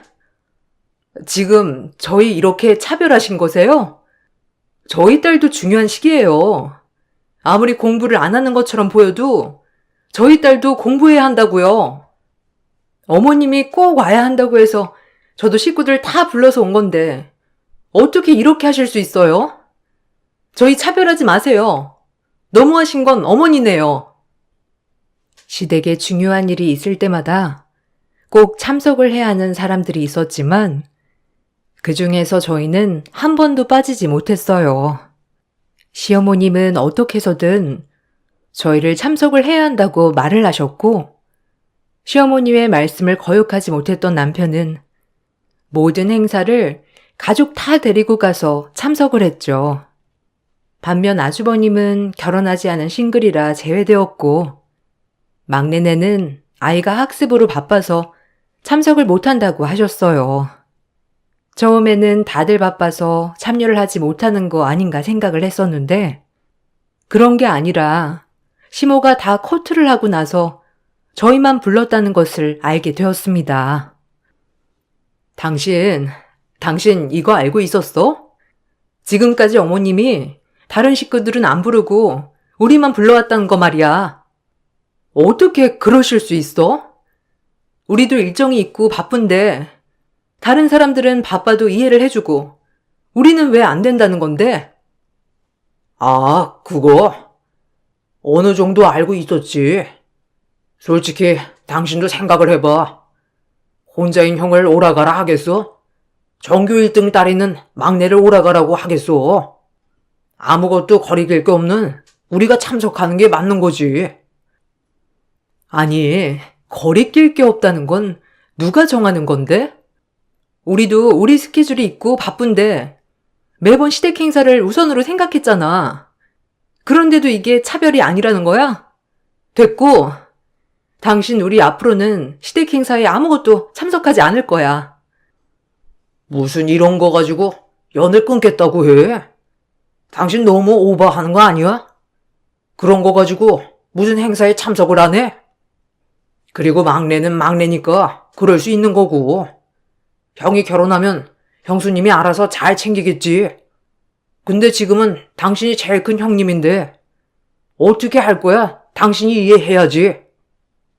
그럼 어떤 걸로 바뀔 수 있는데? 차라리 앞으로는 안 보는 게 나나 딸한테 낫겠어. 그렇게 참석하고 싶으면 잘난 당신이나 참석해.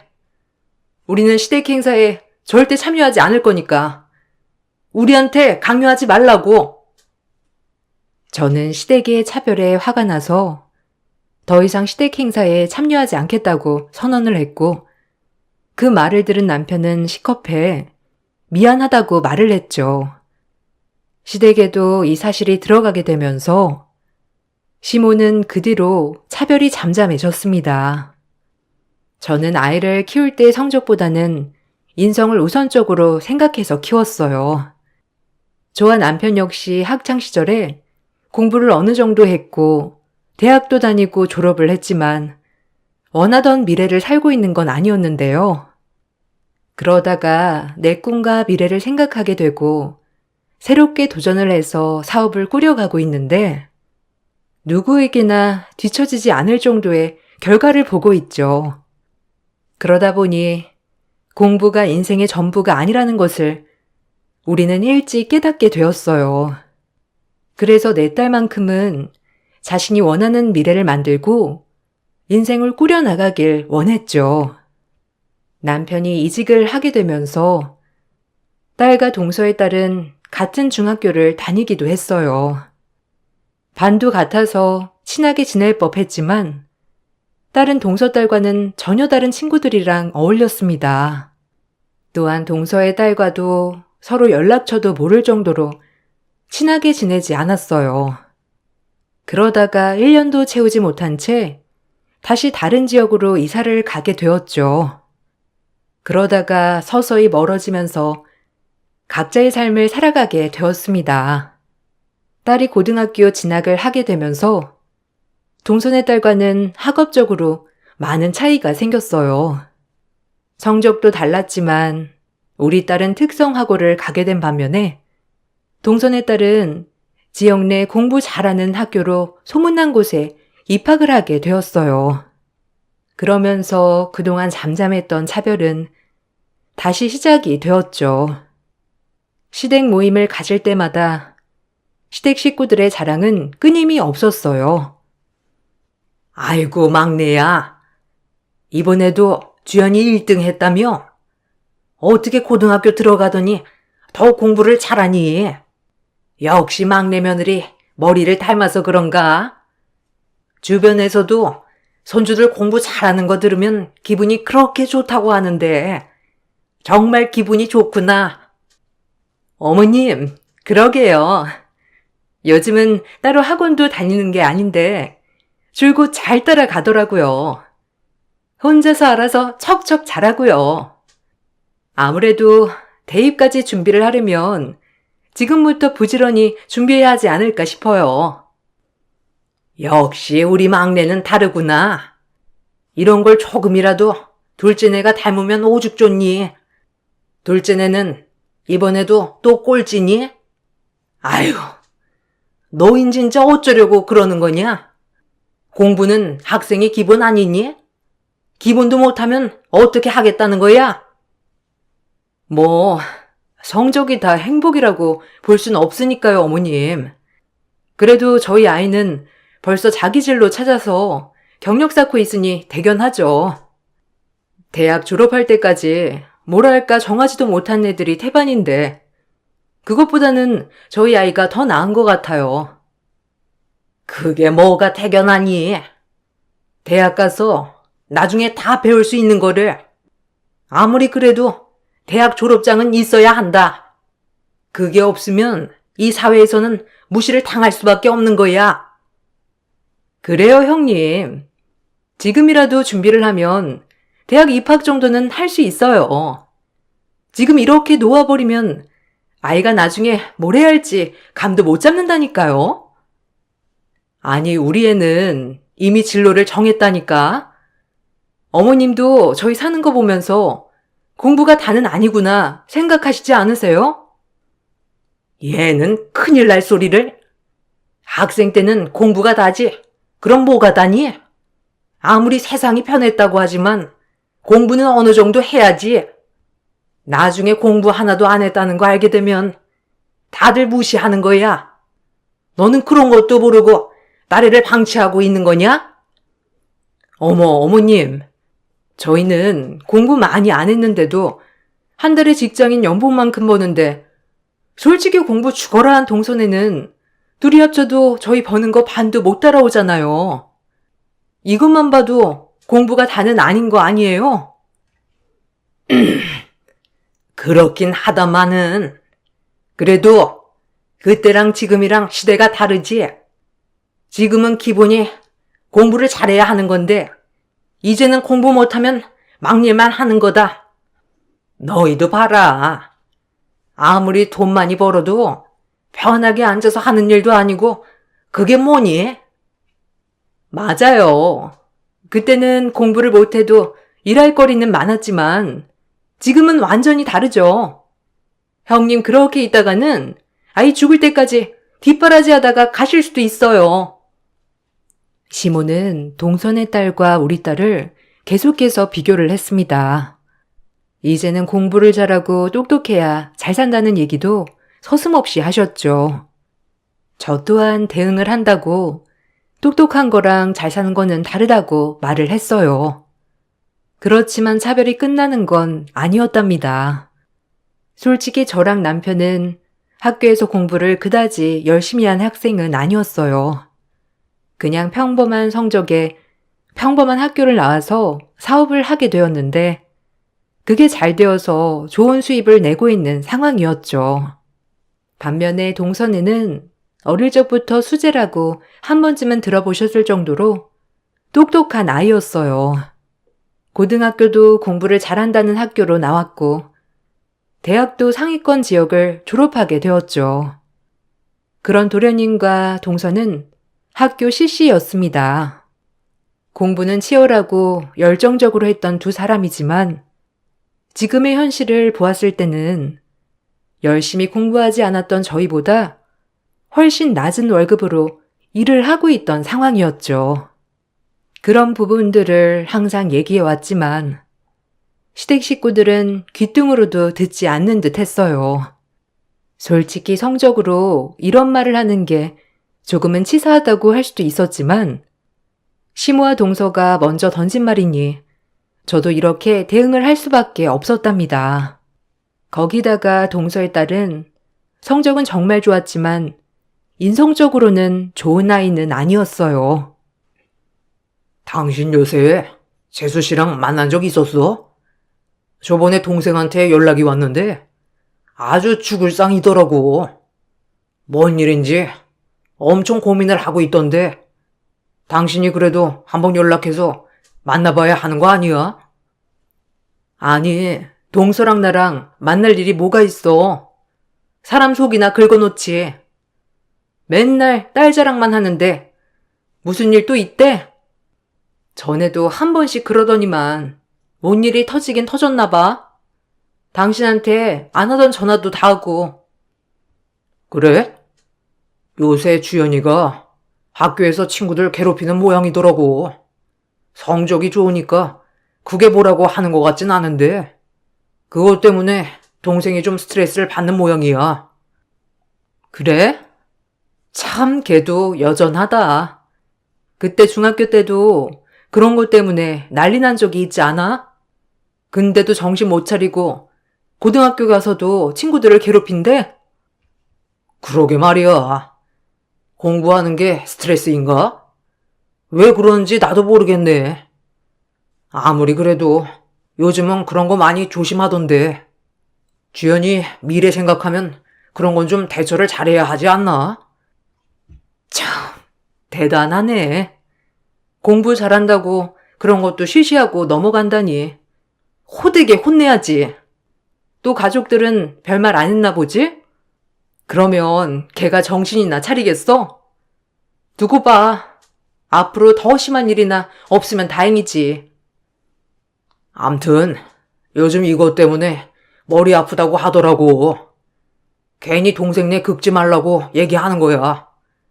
당신 괜히 전화해서 속 뒤집어 놓지 말고 동생네가 알아서 잘한다니까 뭐 두고 봐야지. 사실 동서딸은 성적은 1등이었지만 인성은 꼴등인 아이였습니다. 딸이 잠시 중학교를 같이 다녔을 때 학교에서 성적이 좋지 않은 얌전한 친구들을 괴롭혀서 소문이 나기도 했거든요. 그래서 딸이 몇 번 괴롭힘을 당한 친구들을 도와주기도 했는데 그런 말을 들을 때마다 성적이 아이의 인성을 말하는 건 아니구나 느껴지기도 했습니다.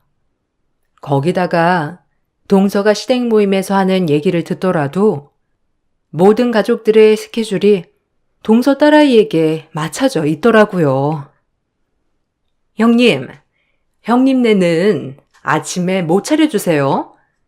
저는 요즘 주스를 갈아주고 있는데 통 소화가 안 된다면서 난리이길래 바꿔줘야 할 것 같아서요.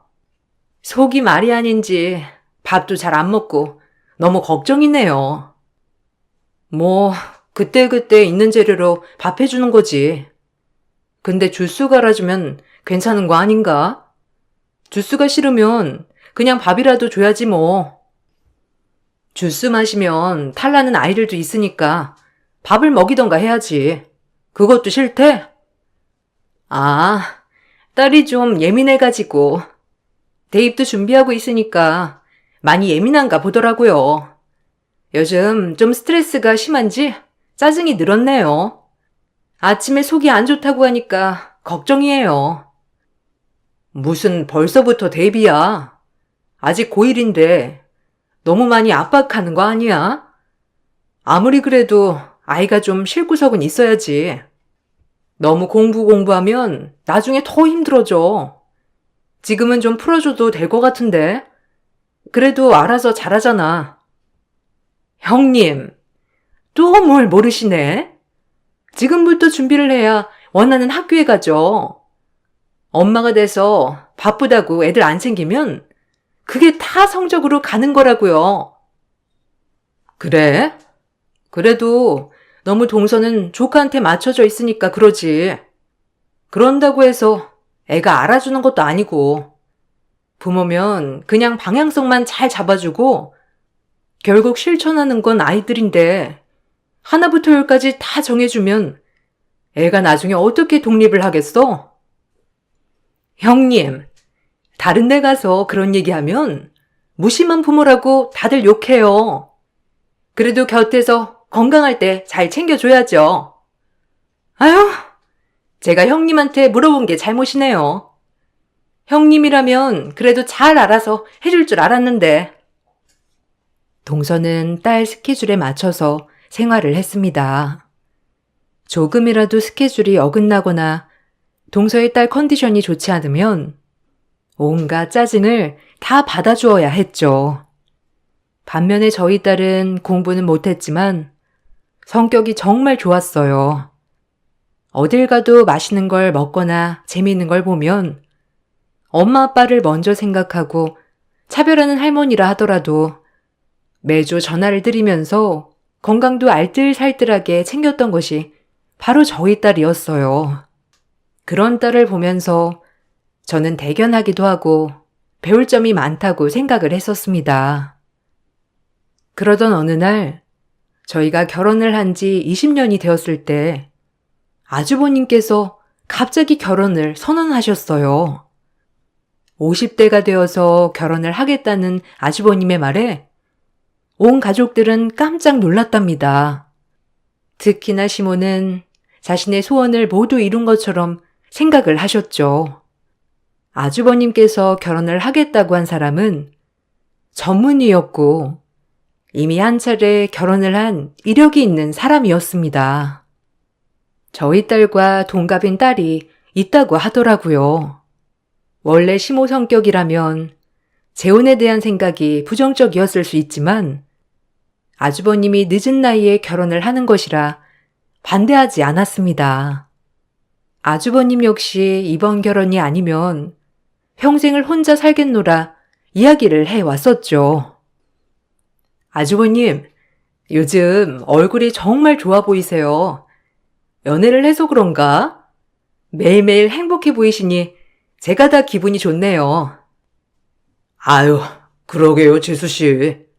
요새 하루하루가 정말 행복하네요. 다 여자친구 만나서 그런가 봐요. 아, 여자친구분은 어머님 만나보셨어요? 결혼하는 것도 괜찮으시대요? 사실 형님 되실 분께 딸아이가 있다고 해서 걱정했어요. 저도 딸 가진 엄마다 보니 아무래도 딸이랑 잘 지낼까 걱정도 될 것 같기도 하고 어머님도 사실 걱정되고요. 네, 우리는 정말 잘 맞아서 문제가 없어요. 딸도 나랑 잘 지내고 저도 처음에는 괜찮을까 싶었거든요. 아무리 제가 좋아도 딸이 싫다고 하면 결혼을 고집할 순 없으니까요.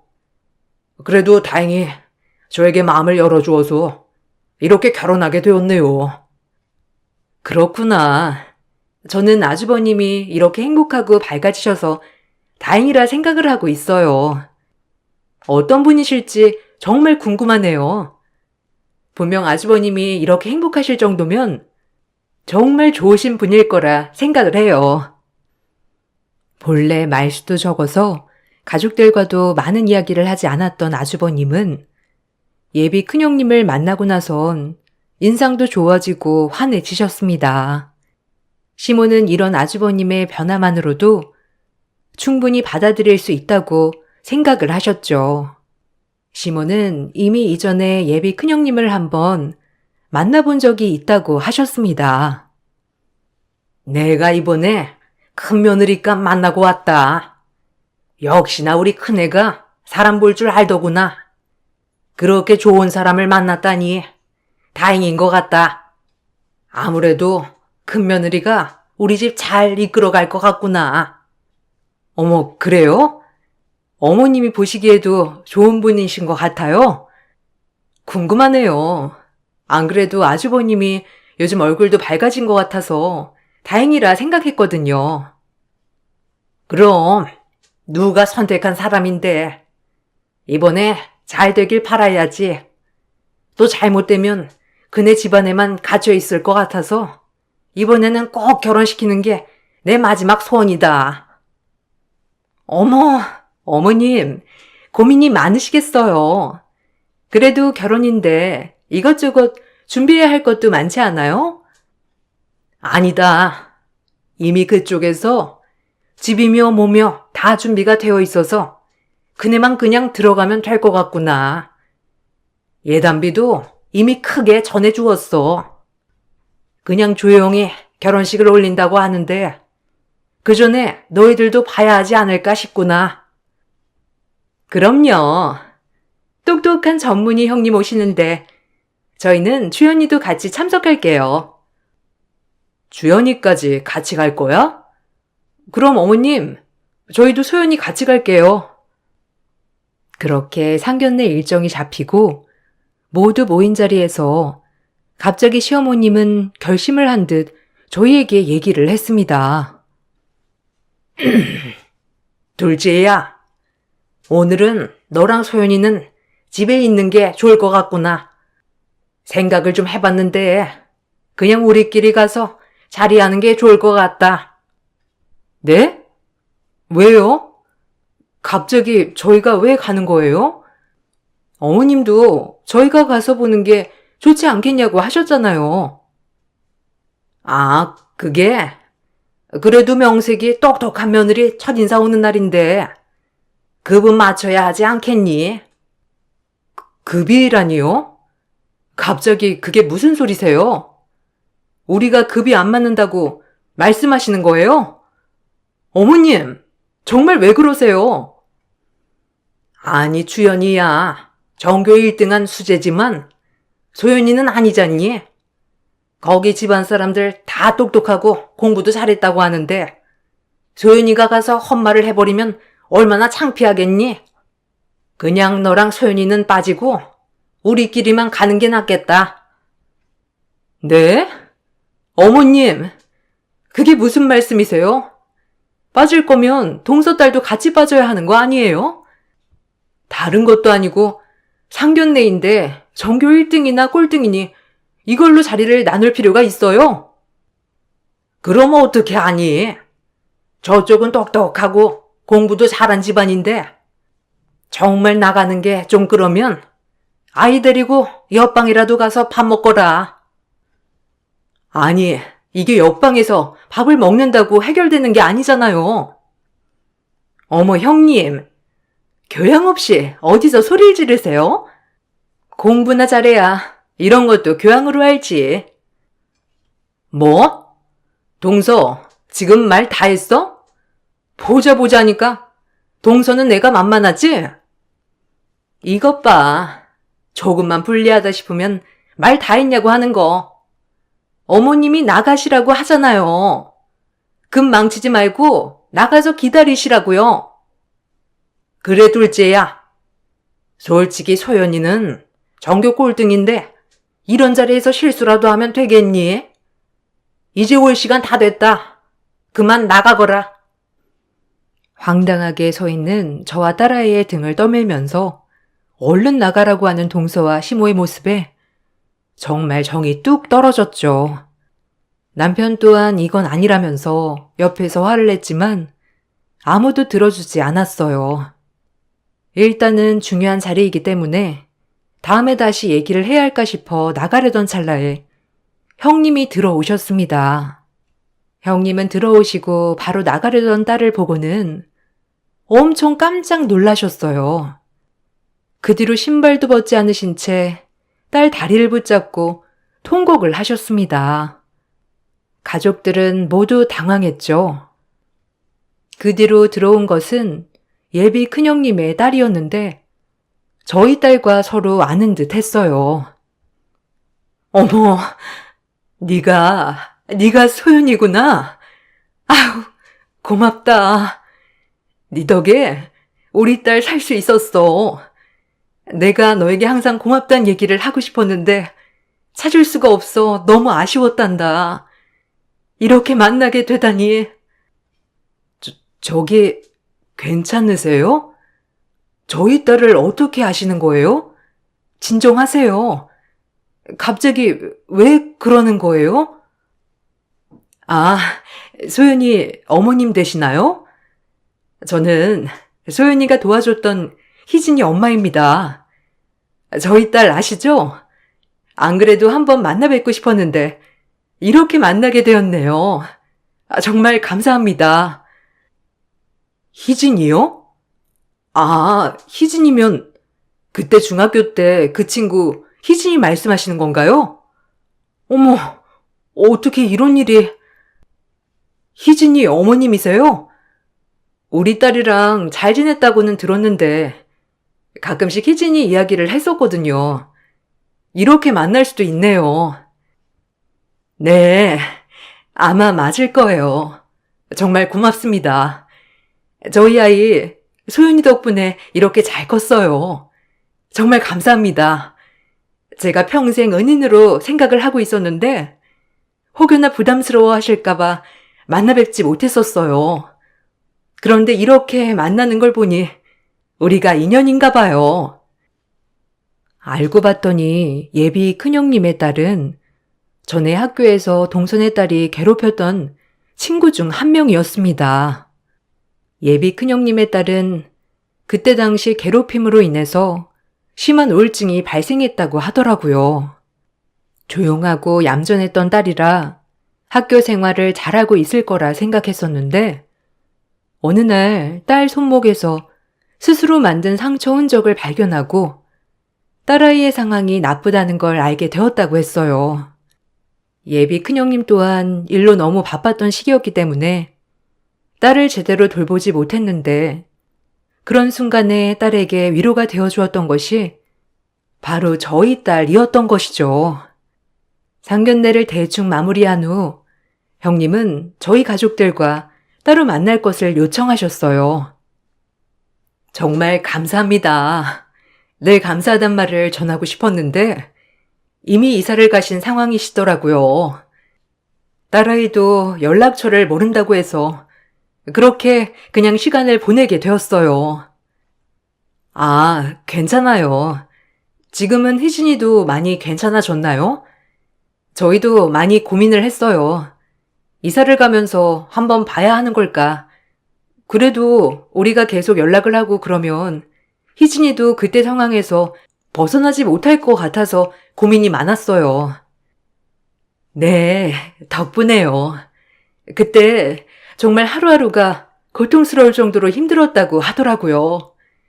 진짜 삶을 포기할까 싶었던 순간도 여러 번이었다고 하는데 그걸 견뎌낼 수 있었던 게 바로 소윤이 때문이라고 했어요.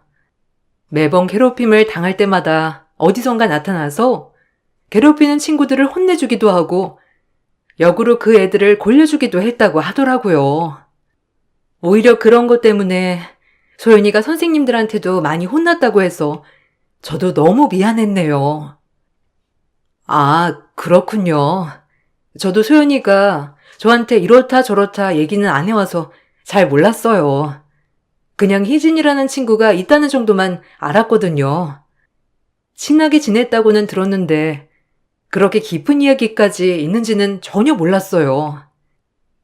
소연이는 정말 좋은 아이예요. 딸 희진이가 저랑 둘이 살면서 많이 케어를 받지 못하다 보니 위축된 상태였거든요. 그런 모습 때문에 아마 괴롭힘 타깃이 된 게 아닌가 싶어요. 그때마다 소연이가 다가와서 말도 걸어주고 괴롭히는 방법 똑같이 해서 그 애들을 혼내주었다고 하더라고요.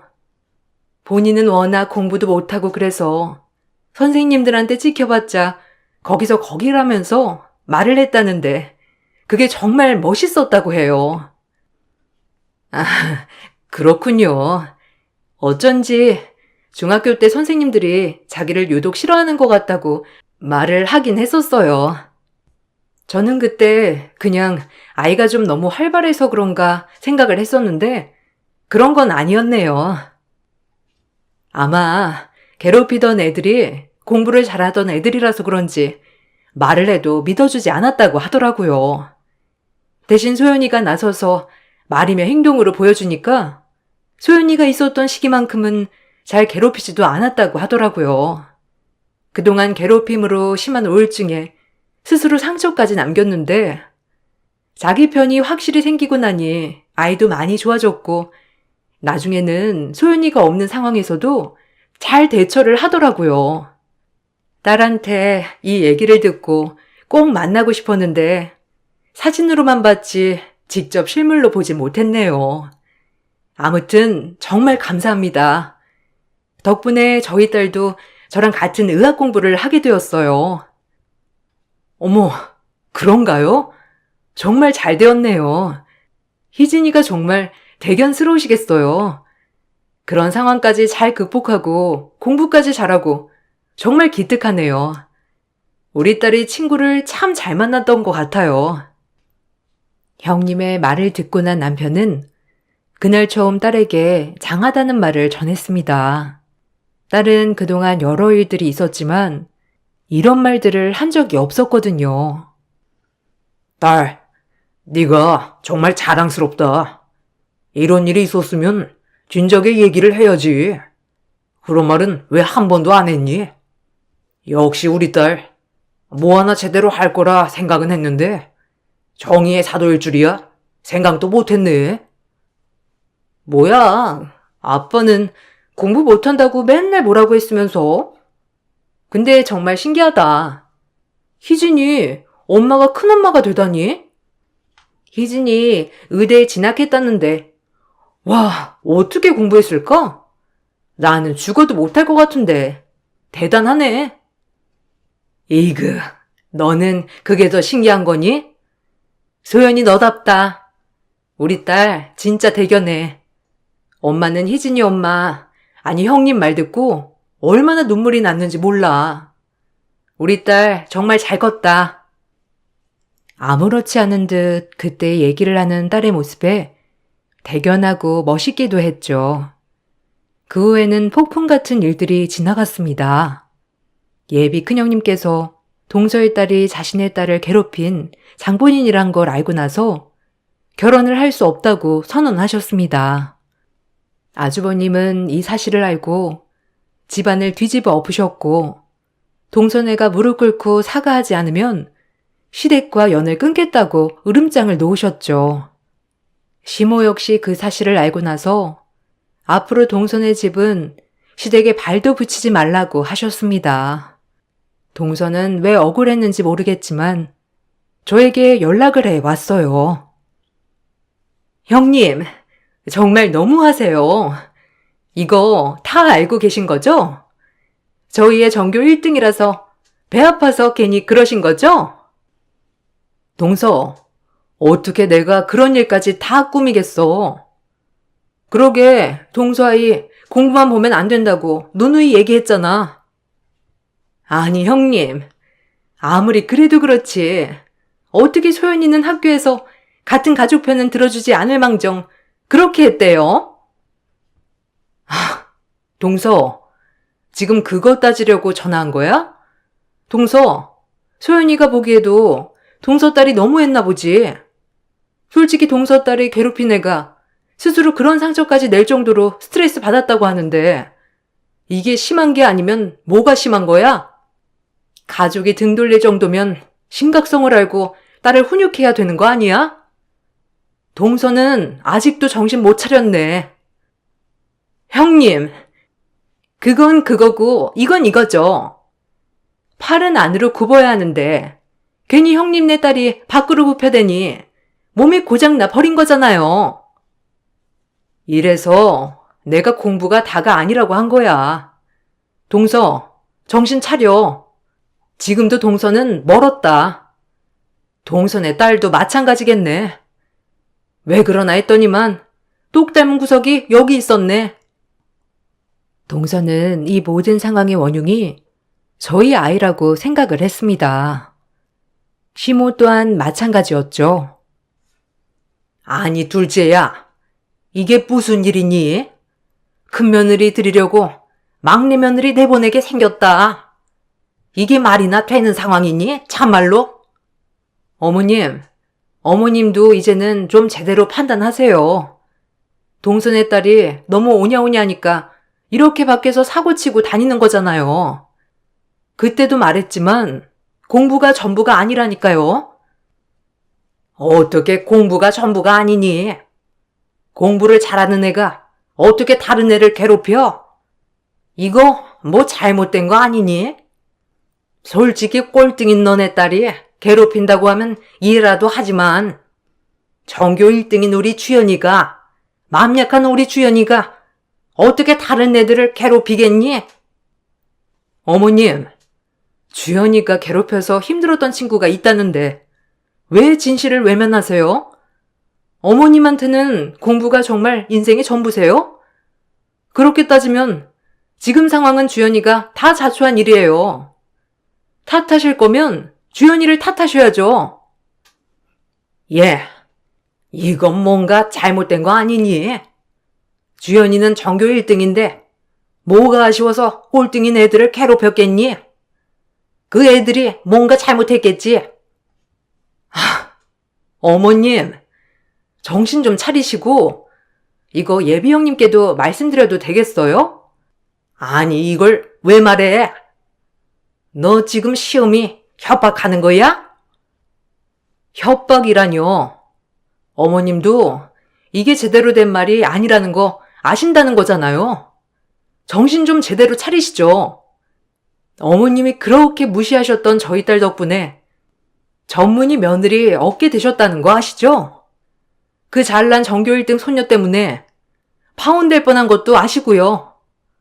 이제 현실을 좀 보세요. 시모는 예비 형님 앞에서는 동선애와 연을 끊겠다고 했지만 여전히 전교 1등이었던 손녀가 꼴등인 아이들을 괴롭힐 이유가 없다고 생각을 하셨죠. 그런 시어머니의 태도가 황당했지만 시모는 그것보다 아주버님이 자신과의 연을 끊겠다고 한 것이 더 마음에 걸리시는지 더 이상 밖으로 표현을 하시지는 않았습니다. 큰형님은 종종 저를 찾아와 아이를 어떻게 이렇게 바르고 똑똑하게 키웠냐며 얘기를 해 주셨죠. 전 사실 전문의로 제 커리어만 생각을 했지 아이 키우는 데에는 소질이 없었어요. 중학교 때 아이가 힘들었던 그 시기를 알지 못했다면 끝까지 저도 나쁜 엄마였을 것 같아요. 다행히 소연이를 만나서 저희 아이도 많이 달라지게 되었네요. 아유, 아니에요. 그래도 희진이는 열심히 공부를 하고 의학대학에 진학도 했다니 대단하네요. 사실 공부야 노력하면 이룰 수 있지만 인생은 아무리 노력해도 이루어지지 않는 경우도 많잖아요. 전 이게 더 대단한 것 같아요. 매번 딸아이의 성적이 꼴등이라 비교를 당하고 비웃음을 당했던 저는 전교권에서 열심히 공부만 하신 형님에게 딸아이에 대한 인정을 받았다는 것이 너무나 감사했습니다. 더불어 건강한 정신으로 착하게 자라준 딸에게도 너무나 고마웠죠.